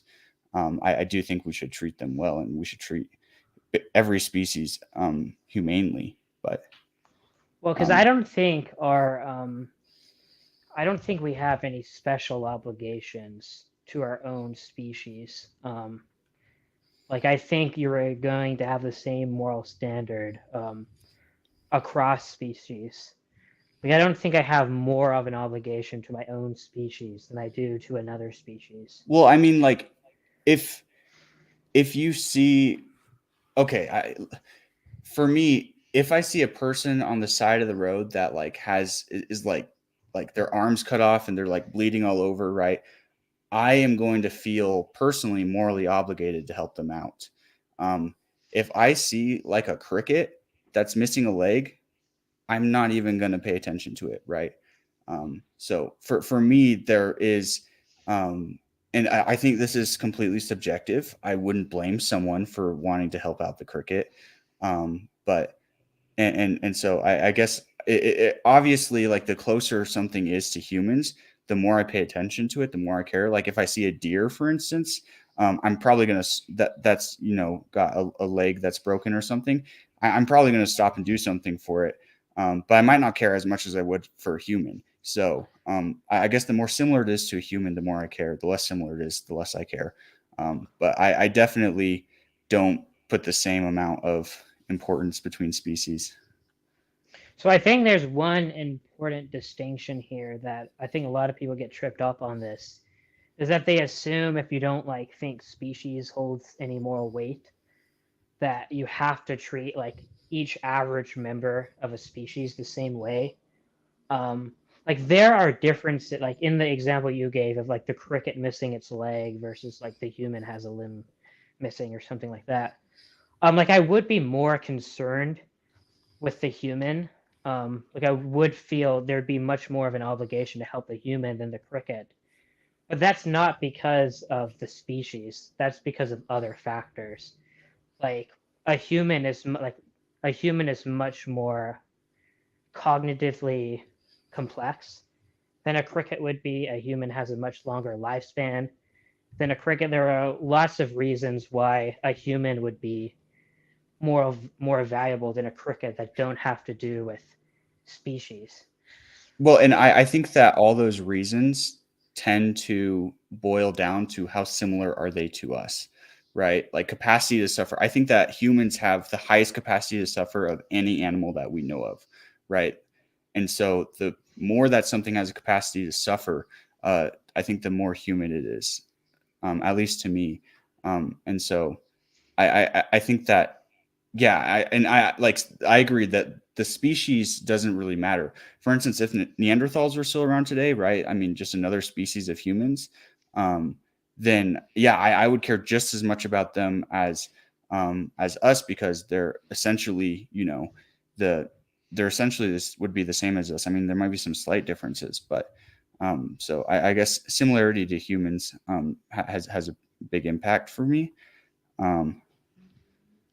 But and yeah, like obviously, like a deer is so much more similar to a human than a cricket is. And I'm not just talking about like the evolutionary tree that like a deer is closer to us. I'm more talking like in its capable or in its current capabilities, like how similar is it to us, if that makes sense. Yeah, so usually where I go with this is when people say things like it's okay to hunt animals, or it's okay to farm animals, or it's okay to test on animals, usually what I do is I say, okay, so like, would you be okay with doing these same things to humans?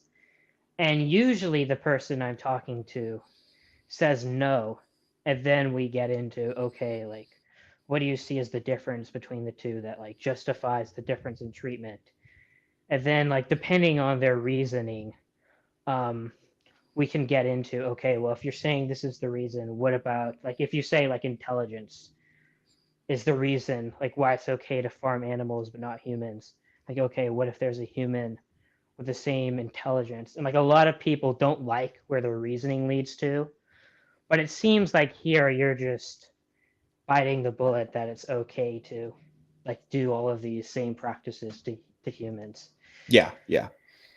But I don't think it'd be okay to factory farm humans, right? Like I think that it's and the problem and one of the reasons like why I don't think it's why I don't fight for this like right to life for everything is I guess first of all, like where do you draw the line? Like, because I don't want to not be allowed to swat a fly because flies have this right to live. I think that that's just a bit ridiculous. And I guess the other thing is then like it makes it because I think that there are instances where going to war is necessary, where like the only possible like reasonable response is to go and kill other humans, right? And if we say that they just have this right to life no matter what, then and so to me there are clearly times where it is sometimes even morally the best thing to do is to kill something, and so to me that just takes away this concept of that every person and thing should have a right to their life. And so then what matters to me is, okay, how are we treating each other and how are we making sure, things aren't suffering? And I also don't think that like killing is necessitates suffering. So, especially if it's done quickly and humanely. Yeah. So I mean, you don't have to say that everything has a right to life. Like you could say that I think this is what the vast majority of people would say. Some beings have a right to life and some beings don't. I think like saying that even among people who believe in a right to life, saying that every being or thing has a right to life, that would be a very fringe view among people who believe in rights. So then where do you draw that line, I guess? Or I don't know if you hold to that view or not, but well, I mean, there are going to be different theories of rights. Like where you draw the line is going to depend on like the person, on the specific view you're talking about. Some people would draw the line at sentience and say, okay, if you're sentient, then you have you have moral rights, but if you're not sentient, you don't. Or like some other people would say like, oh, self-awareness. If you're self-aware, you have rights, but if you're not, you don't. So there's a bunch of places you could draw the line. Yeah, and I guess then my question is like, how can you tell whether an animal is self-aware or not? That just seems like it would get pretty murky pretty quick. But maybe there's a really good way to do that, a really good like psychological test or something to test that. But it to me it seems like there's a arbitrary standard there, right? What do you mean when you say arbitrary? Like it's just based off of like you're just like, because for instance, like what if instead you just had it as like an IQ number, right? And and say like any being that has an IQ greater than 2 or something has a right to life. Why not make it 3, right? And so just the self-awareness example that you brought up, that just in particular seems arbitrary. It just seems like there'd be a line where you have animals that are almost self-aware, and so but not quite, and you have animals that are debatably self-aware, and so I guess that's what I'm trying to point at is it seems like a gray line, and you may be right that there is that there should be this gray line that and that might be an okay thing. I'm just and I'm not saying that being arbitrary is necessarily a bad thing. Just pointing out that is a potential issue that at the very least would warrant further discussion. So what do you think about like a line of like sentience? Because I think I would say, I mean, this is getting a bit. I actually don't know that like rights is any more that's any more like arbitrary than I was like, regardless of what like ethical framework you're coming from, you're going to like be drawing some sort of line, even if you don't believe in rights, like which beings have moral value and which beings don't. And I guess the beings that I guess to some extent every being has moral value.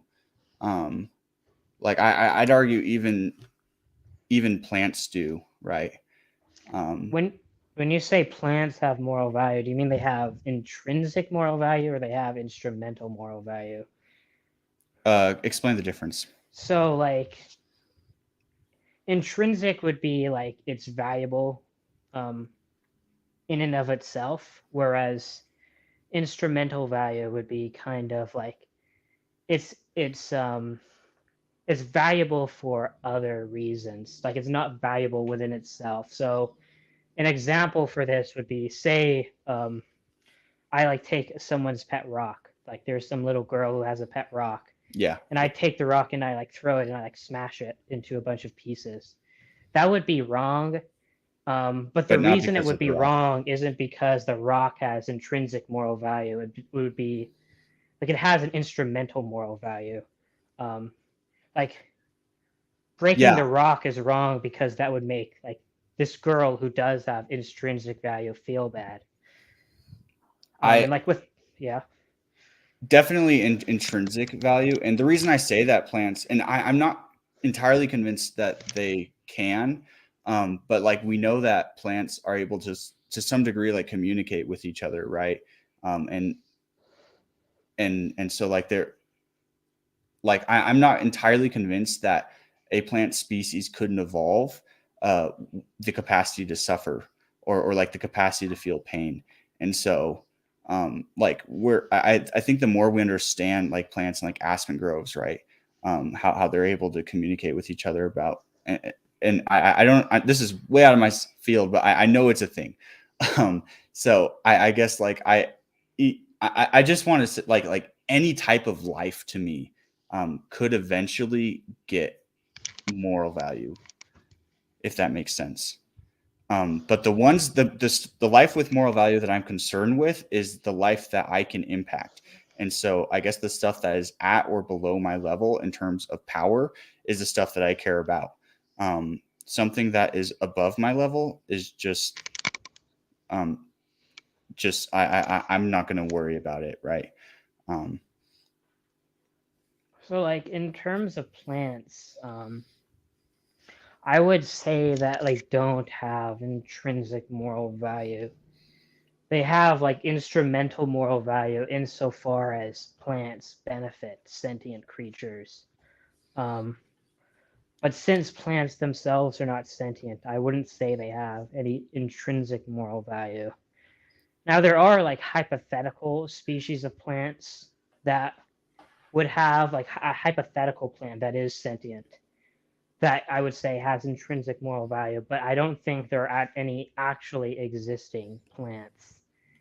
And I think you're right, and I agree with you.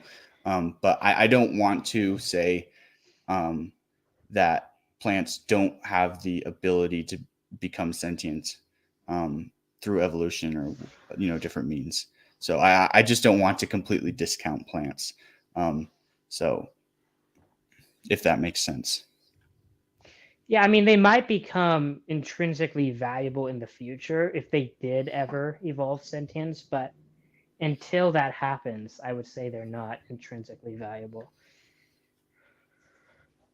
And I think there is a bit of a question as to how we should treat things that have the potential to become morally valuable, even though they haven't already become morally valuable. And so, like, I guess the big area where this is currently a big deal is like AI, right? Where I'd argue right now, there's no moral value to them. And so you can say whatever you want. But what if they got to a point where you could actually hurt their feelings when you cuss at them or whatever? Then like if they could actually suffer, then I think that now they do have moral value and we do need to pay attention. But I guess the question is, well, then should that change how we treat AI right now? Should we already be in the habit of treating them as if they have moral value to be better prepared for the eventuality where they do? And then the same line of thought would go to plants. Well, I think plants, I would feel like plants becoming sentient, and that seems less likely, much less likely than AI becoming sentient. But it could happen. It could happen, but I mean, a lot of things could happen. I guess the question would be, how likely is it that it happens? And that can be a factor too, right? That you adjust whether or not you care based off of the likeliness for something to happen. So I guess in this case, we wouldn't have to treat Jerome very well because statistically he's very unlikely to become rich. Sorry, Jerome. Wait a minute. Sorry, he just had a.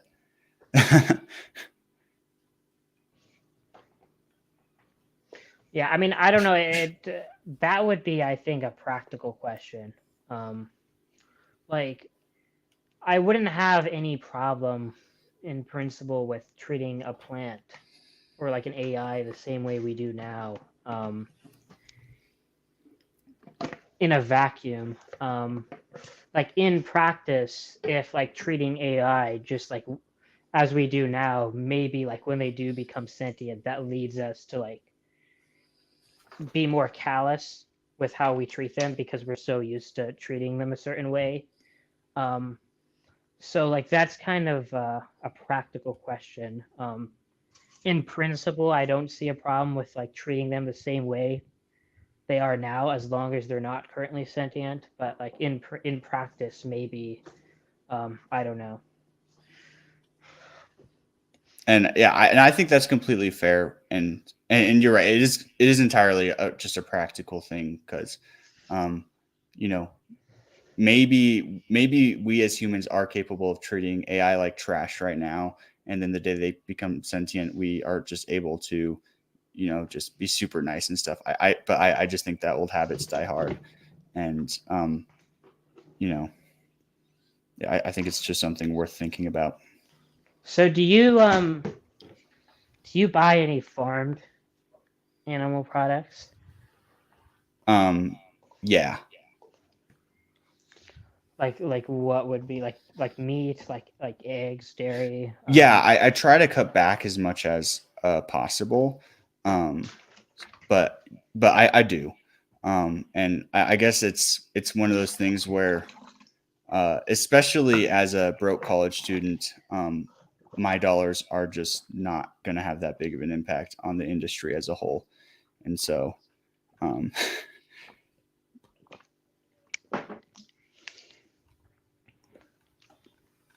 Well, I mean, yes. I guess the question would be like, in a perfect world, I wouldn't. If I had the money to where I didn't have to, then I wouldn't. Or if other options became more available, for instance. But yeah.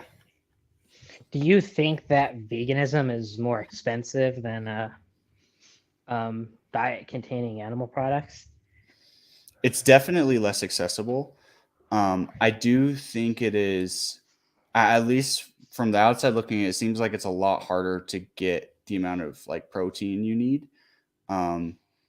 Like there's definitely way fewer options. So there's definitely that. I guess there's a lot of non-vegan things that are very, very cheap though, like rice and beans and stuff. So I guess the answer objectively is no, but who only eats rice and beans and stuff besides like, I think Carson does that, but I really disagree with him here. I love food that tastes really good. And so, for me, I think as if I can do so with minimal impact, I want to enjoy the food that tastes really, really good. And I know that me turning vegan probably isn't going to help anything in the long run. Why do you think that it wouldn't help anything in the long run? So right now, I think it's just such a fringe,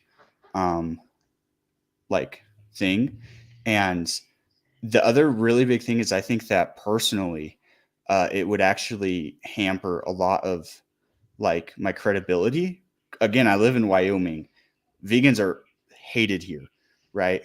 So if I went vegan and I think a big part of veganism is, you know, showing to the world like your ideals, right?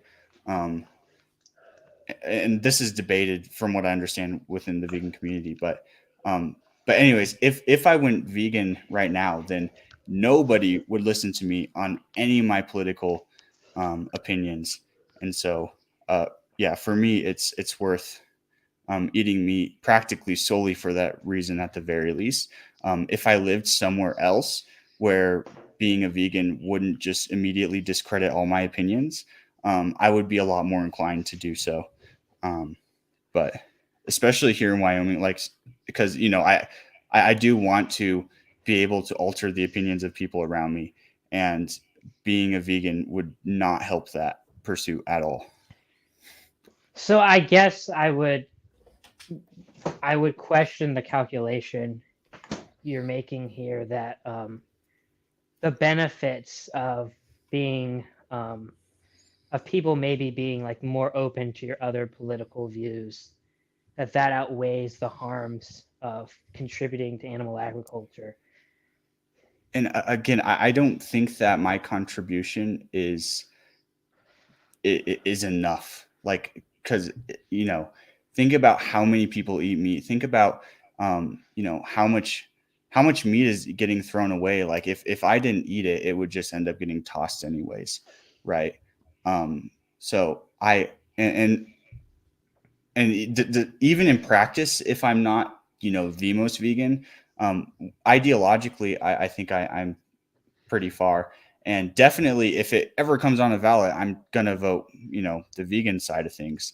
And so, I just don't see how me stopping from eating meat is really going to practically help anything. If it were like, if veganism was a big enough movement, and this is where, like, if veganism continues to grow, then it'll be way more appealing to me. But like, as it is right now, it's just to me, it's just not worth the inconvenience. So I mean, I would ask the same kind of question about talking to people about politics, though, considering the fact that there are so many people who vote.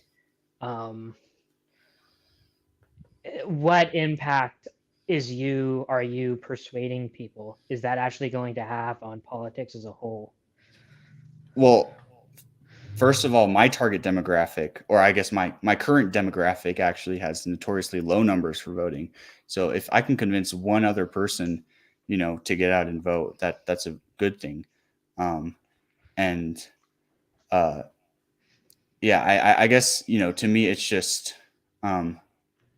especially where I am, just my credibility. And it's also just like, I don't want to get shunned by everyone I know. Which I think that a lot of vegans actually like that, and and makes the movement more appealing. But to me, that is not appealing at all.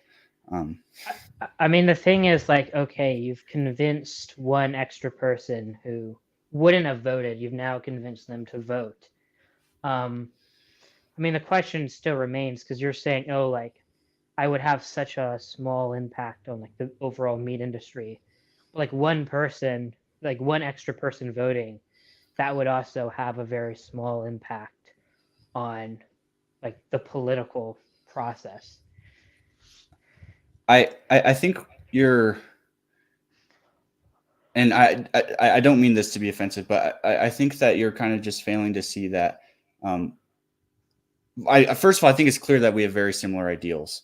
And that people on my side of the aisle of veganism can have a really positive impact in helping getting towards those ideals, because because in general, I think, especially the people I know, when it comes to these topics, are going to be way more likely to listen to me than to you, just because I'm not vegan.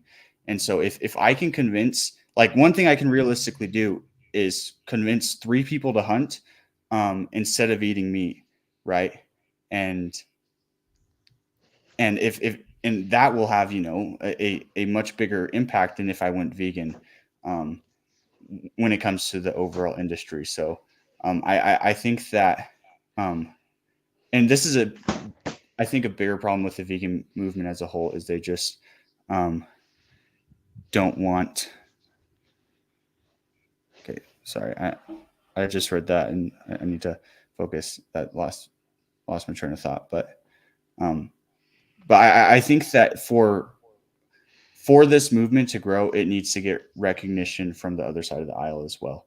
And so I think that there is fundamentally value in people like me when it comes to getting towards those ideals.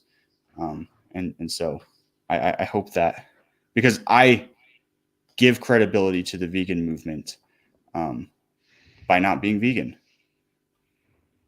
Does that make sense? I mean, well, it kind of seems like we're talking about two different things now, because now you're talking about convincing people to hunt instead of buy farmed animal products, whereas before it sounded like you were talking about convincing people to vote. Yeah. So if the goal is to bring down factory farming and is to, you know, bring down like the worst of the worst, hunting is helpful in that, right? And so hunting will, I think, cause less suffering than the, you know, factory farming. Can we agree there?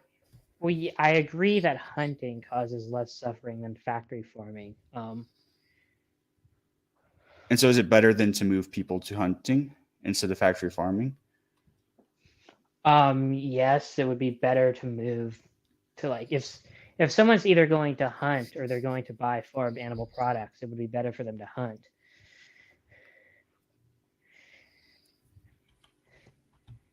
I guess the question is, like, when you said, like, when you were talking about politics earlier, like, is this what you had in mind, like convincing them to hunt? Because, like, when I think about politics, I think about things like abortion, like maybe LGBT issues, like healthcare, like stuff like that. Yeah, and I think I think it is one issue in a sea of a lot of other issues, right?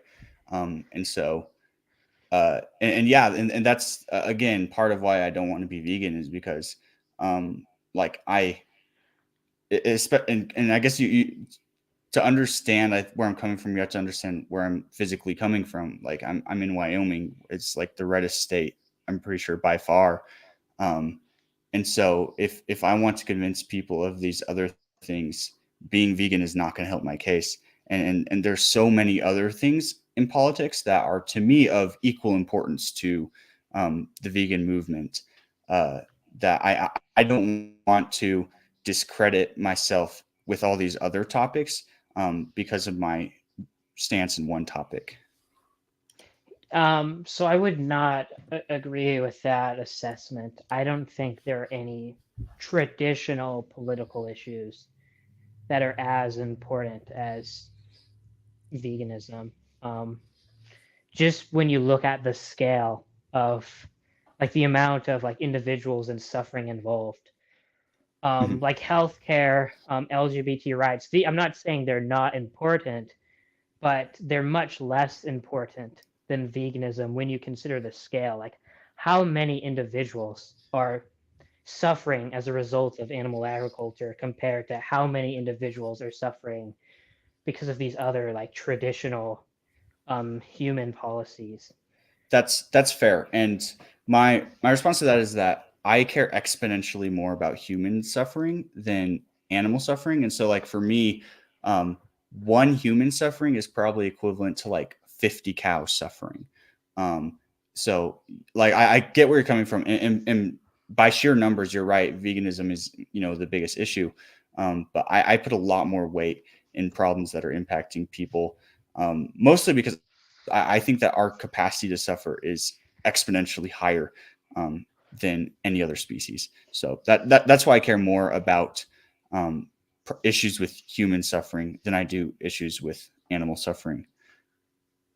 So there's a few things I have to say about this. So one, I think when we were talking, going back to the thing about the impacts, like, if you look at the probability of making an impact, you're actually more likely to, like, statistically, you're more likely to prevent animals from being bred into existence by going vegan than you are to change the result of a presidential election by like casting an individual vote. Like the chances of actually making a difference in the result of an election, that is like astronomically smaller than the probability of causing less animals to be bred in factory farms by going vegan. Okay, sorry, I'm just looking at Jeremy's, and yeah, Jeremy, I don't know what the numbers are. I maybe should. So as to how many cattle there are compared to how many people live in America, but specifically like factory farms. Again, I don't have any issues with normal farming. So, but yeah, and again, like the 50-1 is just kind of a number I just, off the top of my head. I'd have to give it a little bit more thought before I settled on, and I could be convinced in a much lower number, like 2-1. But for me, what matters is like the ratio of how much we can suffer compared to how much they can suffer. I think this point that Jeremy's making is important because even if you have that kind of ratio, your ratio would have to be astronomically high. Like humans would have to be astronomically worth more than animals in order for like a human issue to be worse than what's happening to animals right now, just due to the sheer number of animals being bred into existence in factory farms. And yeah, again, and I guess I don't want to discount how big of an issue it is because I agree it is a very big issue. I don't know if I can say it is the biggest issue, especially when I feel like I just don't know politics well enough in general. So I feel like there's likely a lot of issues that I'm just completely unaware of. But I agree. It is definitely, I'd say it's easily a top 3 issue for me. But still there's the practical side of things that I just, at least for me personally, they're not getting enough money that the corporations that control this stuff care. Most of the meat I eat isn't coming out of my wallet, right? I mean, up until this year, like for the last 3 years in a row, I was eating cafeteria food, or as a buffet, and the same amount is getting made whether or not we eat it, right? If there's extra left, they just throw it out. And before that, I was in high school and with my parents, and so again, they're making the same amount for dinner whether or not we eat it, and it just is left over. So, like my dollars do not make that big of a difference. I just want to put it into perspective. Like there was a statistic or a number I just saw recently from the Humane Society.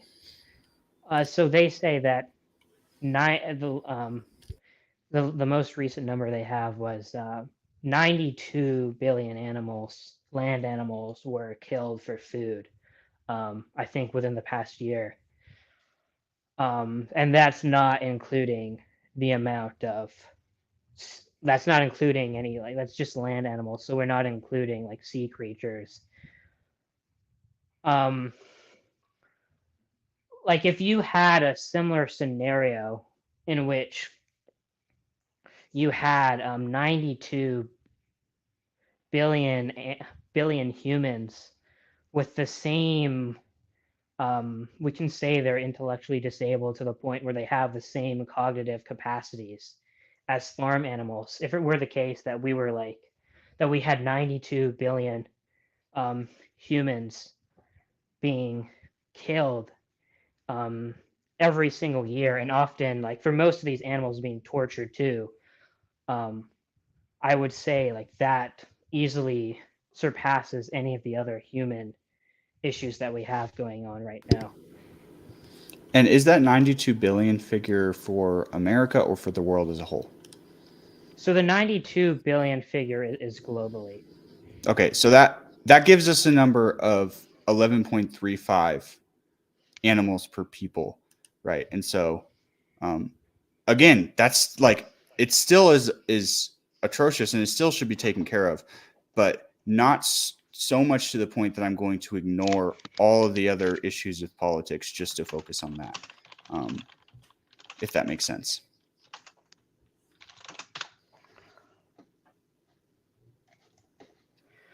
So for animals specifically in the U.S., hold on, let's see here. I'm trying to see what the numbers specifically for the U.S. are.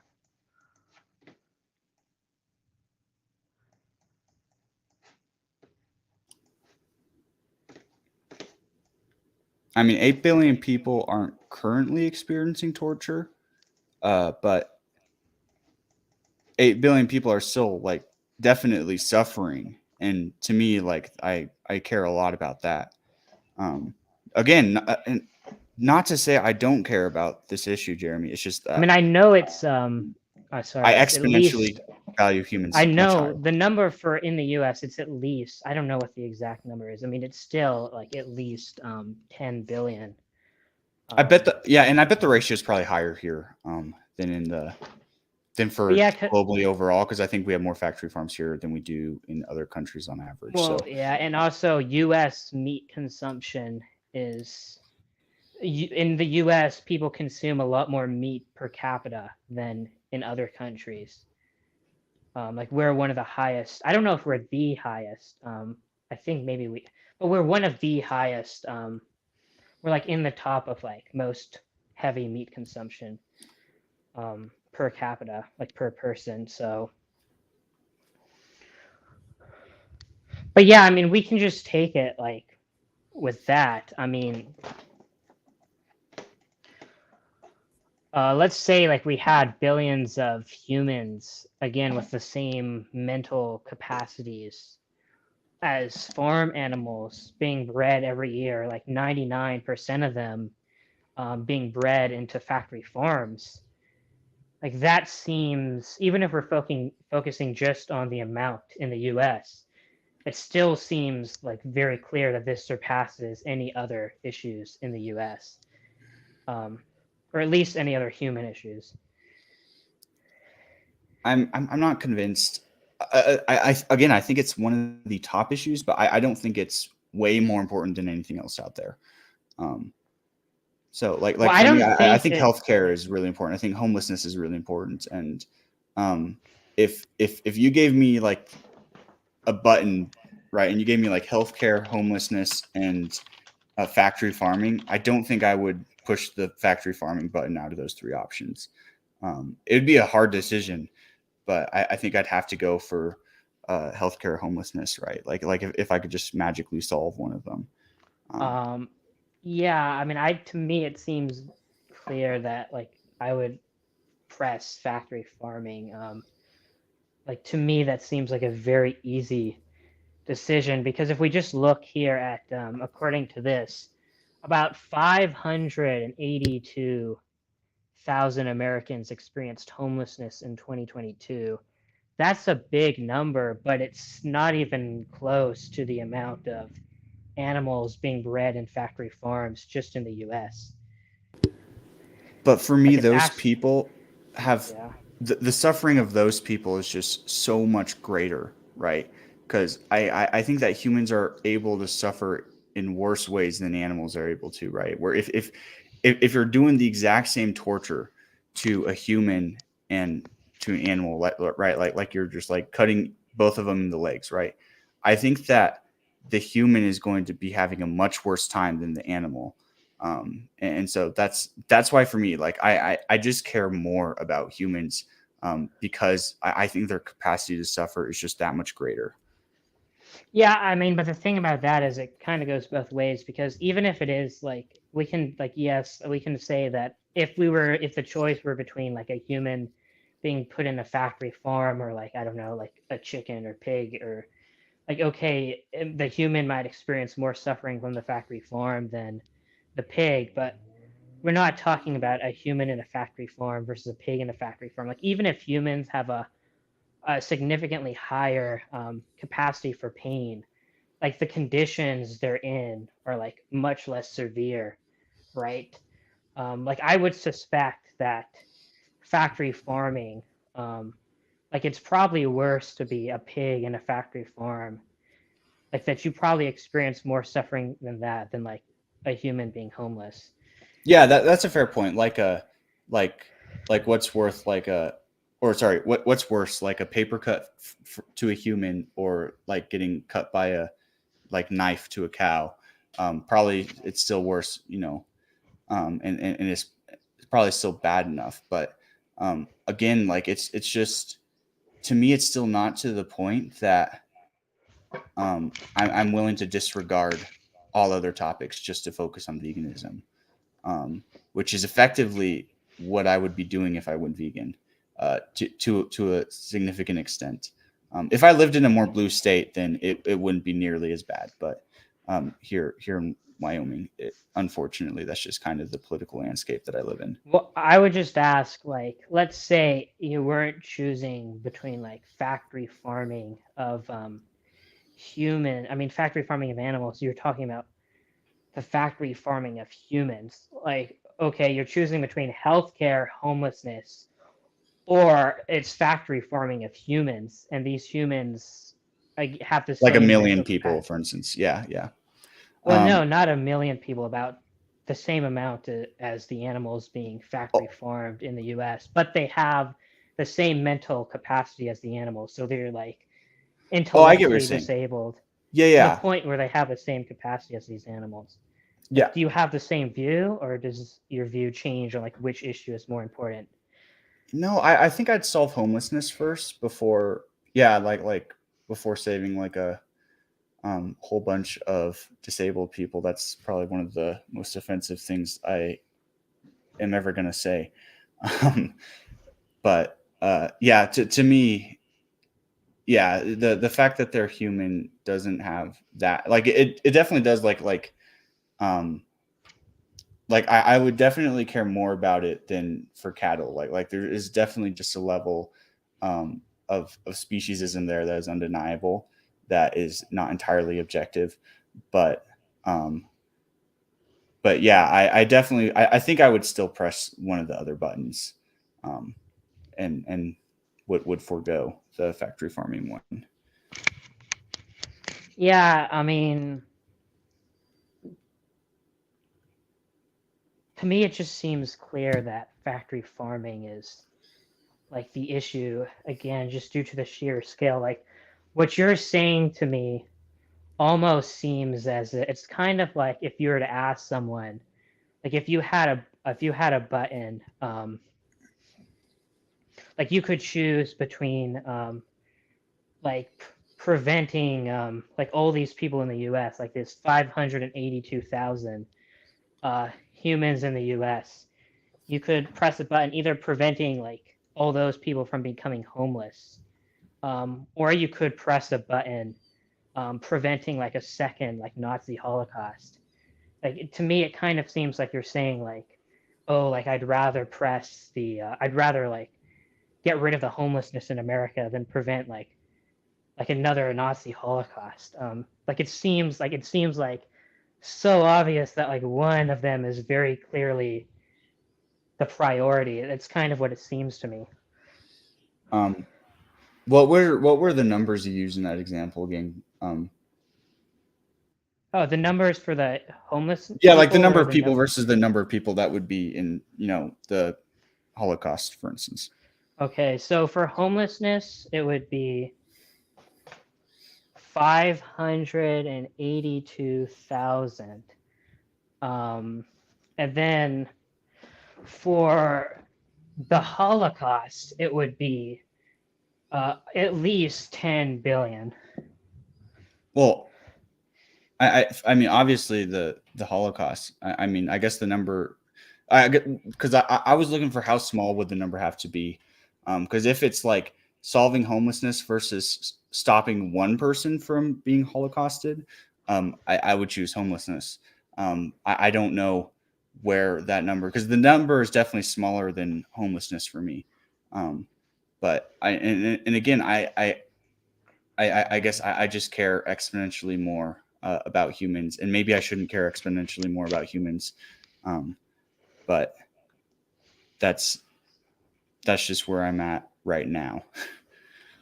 Okay, I mean, to put it into perspective for me, like how I view it, like I would say what we do to animals right now, like the animal agriculture industry, I would say that that is the worst atrocity that humans have ever committed in all of world history. Um, Yeah, I'm not convinced of that. I you know, I think that the stuff that we've done to each other is worse. But I agree, it is definitely a massive atrocity that we will hopefully look back on with disgust, not dissimilar to the Holocaust. I don't know if it is the worst though, or how high up the list of atrocities it lands. so maybe think about it like this, because I know Michael Huemer has given, I think he said this before, that like if we look at the number of humans who have lived in all of history, like the number of humans who have ever been alive, I forget the precise number. I think it's maybe like 110 billion or maybe something like that. Like if we look at that number and we compare it to the amount of animals that are killed in animal agriculture, just 2 years of animal agriculture, that already surpasses the amount of, that's already more animals killed than the total amount of humans that have ever lived in all of human history. And then you take into account like just how long animal agriculture has been around. And the I don't number think gets it's just way higher. I don't think it's been this atrocious for that long though, right? Like I think that, animal agriculture has been around for thousands and thousands of years. I think it's only been a couple hundred years that it's turned into an atrocity. I think that for most of human existence, farming practices were not that terrible compared to the factory farming that we have today. Okay, I mean, even if we say that like it's the last, what did you say, few hundred years or? Yeah. I mean, that's a very, very long time though. I mean, and like, I think factory farming as we know it today is like way younger than that. Like it happened, like that was like a Cold War type thing. There's this really, like factory farming of chickens in the US. Like there's a really interesting history of like how it led to the ban of foreign trucks in the US. So like basically we were factory farming so many chickens that we were able to beat local prices in Europe. And so we were selling it to them. And then what they did is they made it illegal to buy US chickens. They did, a tariff. And so then in response, we tariffed commercial vehicles, specifically targeting the Volkswagen van, which has led into, basically all trucks. And it's remained in effect for other reasons. But so, yeah, the point is the factory farming of chickens, at least, was pretty new at that point. And that was happening at the same time as the Cold War. So it's like factory farming as we know it today is probably 50, 60 years old. Oh, I guess maybe more like 70 years old. But I mean, even going with that number though, let's it's still terrible. If we had like a human holocaust of the same proportion going on for that same amount of length, like a massive human holocaust of like billions of humans, like intellectually disabled humans being killed every year for 70 years. Like it seems like that would be the worst. That would be the worst. If we did do something like that, that would be by far the worst thing that humans have ever done in history. If it was humans, for sure it would be. And again, as animals, I think it is way up there for sure. But yeah, but that said, like I still think that farming can be done in ways that are completely ethical. And so, but yeah, factory farming is horrific. Well, if you're saying like, oh well, if we did that to humans, it would be the worst thing. Like, why the difference? Like, why is it not the same case for animals? Well, and again, to go back, if it was like mentally disabled people, that would make it less worse because they have a reduced capacity to suffer. And the reason it's much greater for an average human is just because I think that the capacity to suffer is that much greater. Because I think that we're able to understand our suffering in an existential context that animals aren't able to. And so I think that there's this massive psychological element to human suffering that is just non-existent for animal suffering. Yeah, but even like granting all that, just due to the sheer amount of animals, like this would cause more overall suffering than like anything else, just due to the amount of animals that we have in existence. And like also, even with even with the reduced capacity, like I would think that an animal being in a factory farm, like that the experience that pig has or chicken has, I would imagine that's a worse experience than a human being homeless, for example. And yeah, and again, this is where I guess I need to probably look at the numbers closer.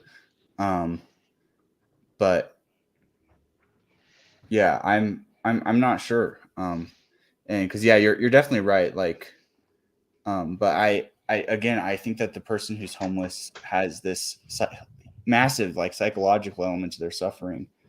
So like definitely like if I could choose between stopping one more factory farmed animal to go, to live versus saving one homeless person from being homeless, I'd choose the homeless person. I don't know how many of those animals would have to stack up before I care more about the animals, because there's definitely a point where that's the case, but I don't know where that point is for me. Would you say the same thing about an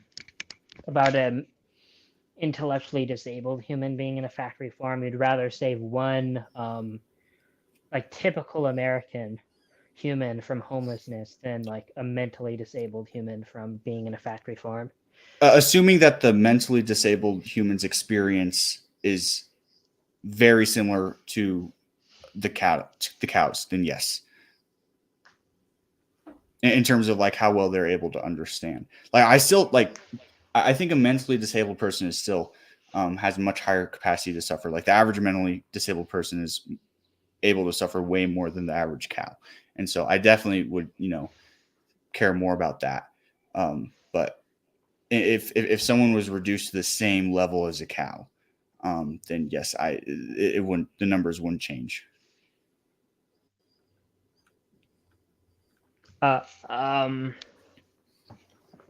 Yeah, to me it just seems clear that the factory farming would be worse. It's very hard for me to see how any other issue could be worse than that. And yeah, I'm gonna have to like do some thinking on it for sure, and definitely look at the numbers and probably try to quantify, I guess, how many factory farmed lives are equivalent to some metric of human suffering, so I can get some more concrete answers. And it might be that you're right in it. Any reasonable ratio is still equates factory farming as the worst possible thing currently happening. So, but I'm just not sure. I'd have to look at the numbers and I'd have to sit down and have a good think on that. Yeah, I don't think it's 1,000 to 1. I don't think it's that large. But again, for the amount of, I think the very first number we brought up, yeah, the 92 billion versus 8.1 billion, like somewhere around 10, 11, it gets a lot harder, Jeremy. There might be this article that you may be interested in reading. Yeah, for sure. It's by this guy named what is it? Bentham's Bulldog on on Substack. I know he has articles about.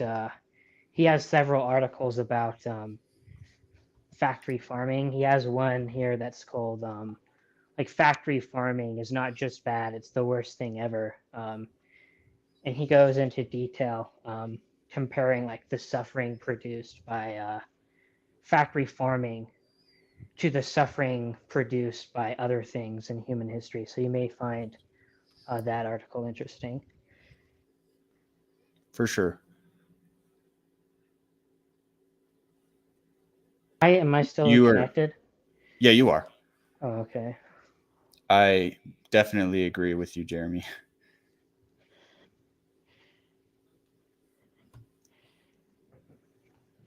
I also think people value their dogs way too much, though. So, Well, yeah, because the reason I just take this is I just look at it and I say, okay, like if we had humans in a similar situation, it seems to me that this would overwhelm all the other issues. And like to me, I can't think of any morally relevant difference between like the human case and the animal case.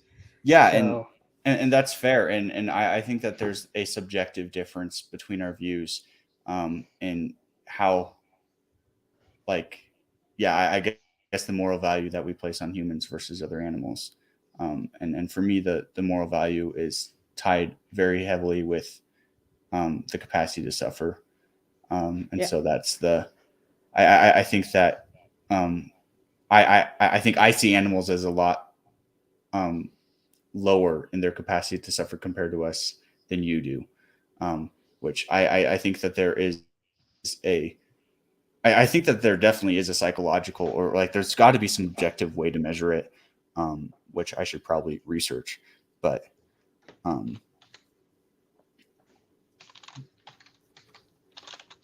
I do think it is somewhat subjective.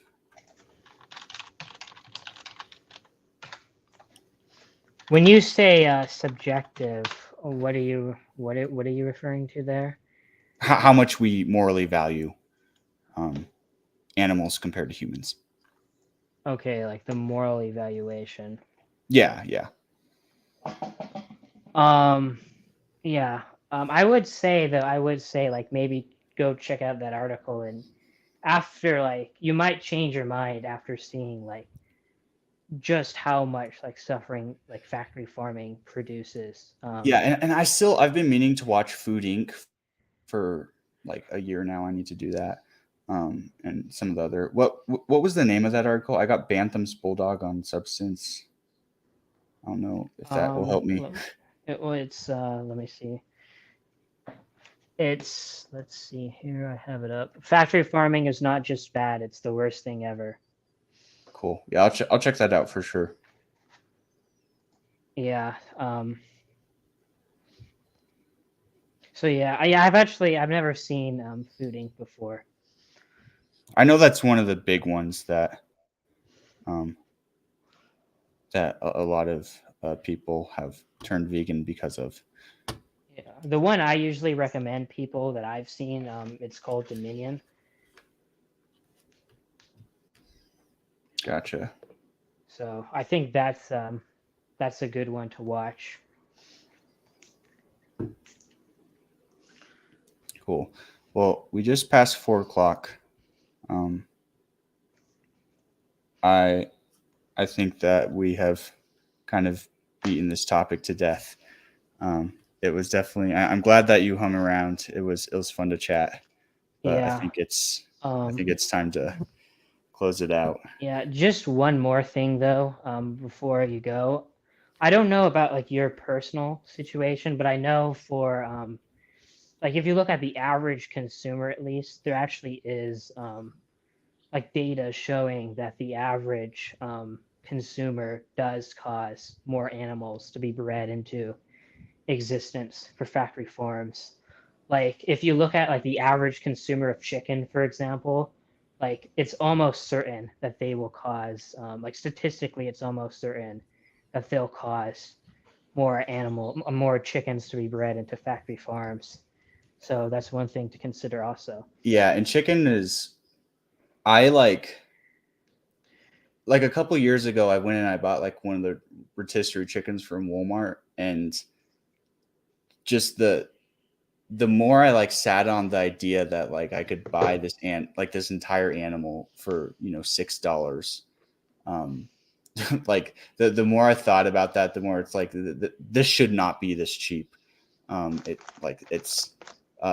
ever since then I have stayed away from chicken almost completely. But yeah, that's good because I think chicken. I would actually say Yeah. that chicken is like one of the worst animal products to buy in terms of suffering cost. I really don't like it when like certain environmentalists encourage people to switch from red meat to they encourage people to switch from beef to chicken because chicken causes far more animal suffering than beef does. Like there are way more chicken because they're so much smaller. You have to breed way more of them to get the same amount of meat. They're not subject to the same like welfare regulations. Really? Like I think like chickens and like turkeys, they're excluded from like the Humane Slaughter Act. They're not included in there. And then also like there's also like a way higher proportion of chickens in factory farms compared to because it's cows. smaller. Yeah. Even just like the proportion of like not just in terms of numbers, like individual numbers, but just like the percentage of them. Oh yeah, gotcha. I get what you're saying. Like the amount of chickens compared to the amount of cows. Yeah. Yeah. Most animals bred for like raised in factory farms are actually chickens, but yeah, chickens and I've quit eating turkey. Yeah. And I mean, I don't know, like turkey just isn't even worth, like, it doesn't even taste that good. Nobody likes it. There's a reason we only eat it one day a year.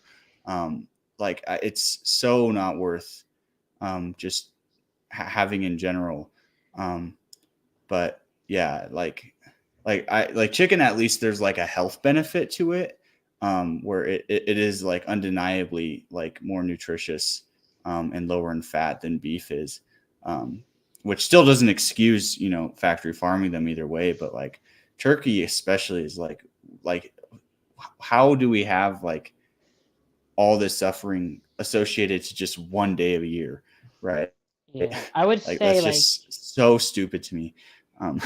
Chicken and eggs are probably some of the worst products to buy for like animal suffering because like over 99% of, I think it's like 98 or like it's over 98 or 99% of chickens raised for meat are like in factory farms, and the same for chickens raised for eggs. So they get it like probably they get it like some of the worst. But yeah, because I think I can't remember who originally brought up the like what if, but like if the idea of like if every time you went to the grocery store to buy eggs, you had to like blend a baby chick. Like that'd be really interesting. I bet that no one would buy eggs anymore after that. But and I do eat eggs, but I haven't bought eggs from the store in ages. I a lot of the people I know, my grandparents like have, chickens and stuff, and so we get eggs from them. And so it's, which I think it still probably has a lot of the issues, because I imagine a lot of male chicks get, shredded in with like that side of the industry too. Even when the chickens themselves aren't living in factory farms, like there's definitely still damage, but at least it's a little bit better. I mean, the thing about the male chicks being ground up for the egg industry, like the twisted thing about that is they're actually in a way kind of the lucky ones, because although they're killed, at least they're spared like the amount of like torture and like agony that like the female chickens have to experience their whole lives, being like crammed in these like tiny cages where they can't even spread their wings. Yeah, that's a really good point, and I tend to agree with you. But I think, yeah, most people, especially people who put a large moral significance on the idea of death, probably don't see it that way, which I think is a little unfortunate. But Yeah, I mean, for me, like I put a lot of moral weight on like suffering. So that's a lot of my like I put a lot of moral weight on suffering. Like suffering is the thing that concerns me most. So yeah, and again, I guess this goes back to where we started off. I don't know if I care more about suffering or if I care more about like the opposite of like good experiences. To me, it's a toss up, and it kind of depends. So well, I think the thing I would say about that is like even if you don't put like kind of extra weight on suffering, because you could be like a classical utilitarian, and I mean the person who wrote the article I linked or I talked about is a classical utilitarian. Like he views like he doesn't view suffering as at least intrinsically having more weight than promoting pleasure, but like just due to the sheer amount of like suffering involved, like even if you don't put like kind of extra weight on it, you're still going to, I think it's still going to come out as one of the like the worst thing that humans have ever done. The fact that it's already in that position. The fact that I like put the amount that I put extra weight on suffering only just tips the scales like Yeah. further, but it doesn't like hinge on that. and yeah, I definitely still agree with you. Like it definitely will go down in history as one of the worst things. I don't know if it'll be the worst thing though. I mean, I think it applies to like No, I'm done. Go ahead. Okay, I was gonna say I think it applies to like a lot of ethical views. It's like if you're like a deontologist, for example, and what you care about is like rights. Like, okay, well, the animal agriculture industry, that's caused more rights violations than like anything else humans have ever done. So Yeah, if I was deontologist and I extended, I guess, my view of rights towards animals, I would 100%. It would easily be the worst thing, I think, by a long shot. yeah, I mean, you know, there are some deontologists who won't extend rights to animals, but then you can just get into them with like, okay, like, yeah, why don't animals have rights? And like, whatever reason they give, you can reductio that by like showing a human in a similar state to an animal. Like typically, like a deontologist probably isn't going to want to say that like intellectually disabled humans or babies don't have rights. Mm-hmm. But then they kind of run into a problem if they're saying those beings have rights but animals don't. Yeah, that makes sense. And yeah, I definitely appreciate how much you value like being consistent with your views. Because yeah, to me that's also one of the most important things, and I think that if people like if they realized where their views contradicted each other or where there were inconsistencies with their ethics and philosophy, I think that it would be a whole lot better. But I think most people just don't think about this stuff at all, and so it's just kind of seen as like this kind of nerdy thing. When I think that the like everyone should at least like just like have like basic idea of this stuff and what they think, because I think the thing about veganism is I feel like if more people just thought about it, right, even for like 10 minutes, I think that like it would change like that, but I think that so many people are just completely unaware of it, which is really unfortunate. But yeah. Yeah. Well, I think I'm gonna hop off here. Is there any other last minute things you got for me? No, that's it. Maybe just like look at that article, but Yeah, for sure. And maybe we should do a talk at some point. yeah. Once I have read it, because there's a decent chance that affects my views on this stuff. So, Yeah. But yeah, I'll see you later. Okay, good chat. Bye. Bye. Oh, we'll see if Carson remembers to come back and turn this off.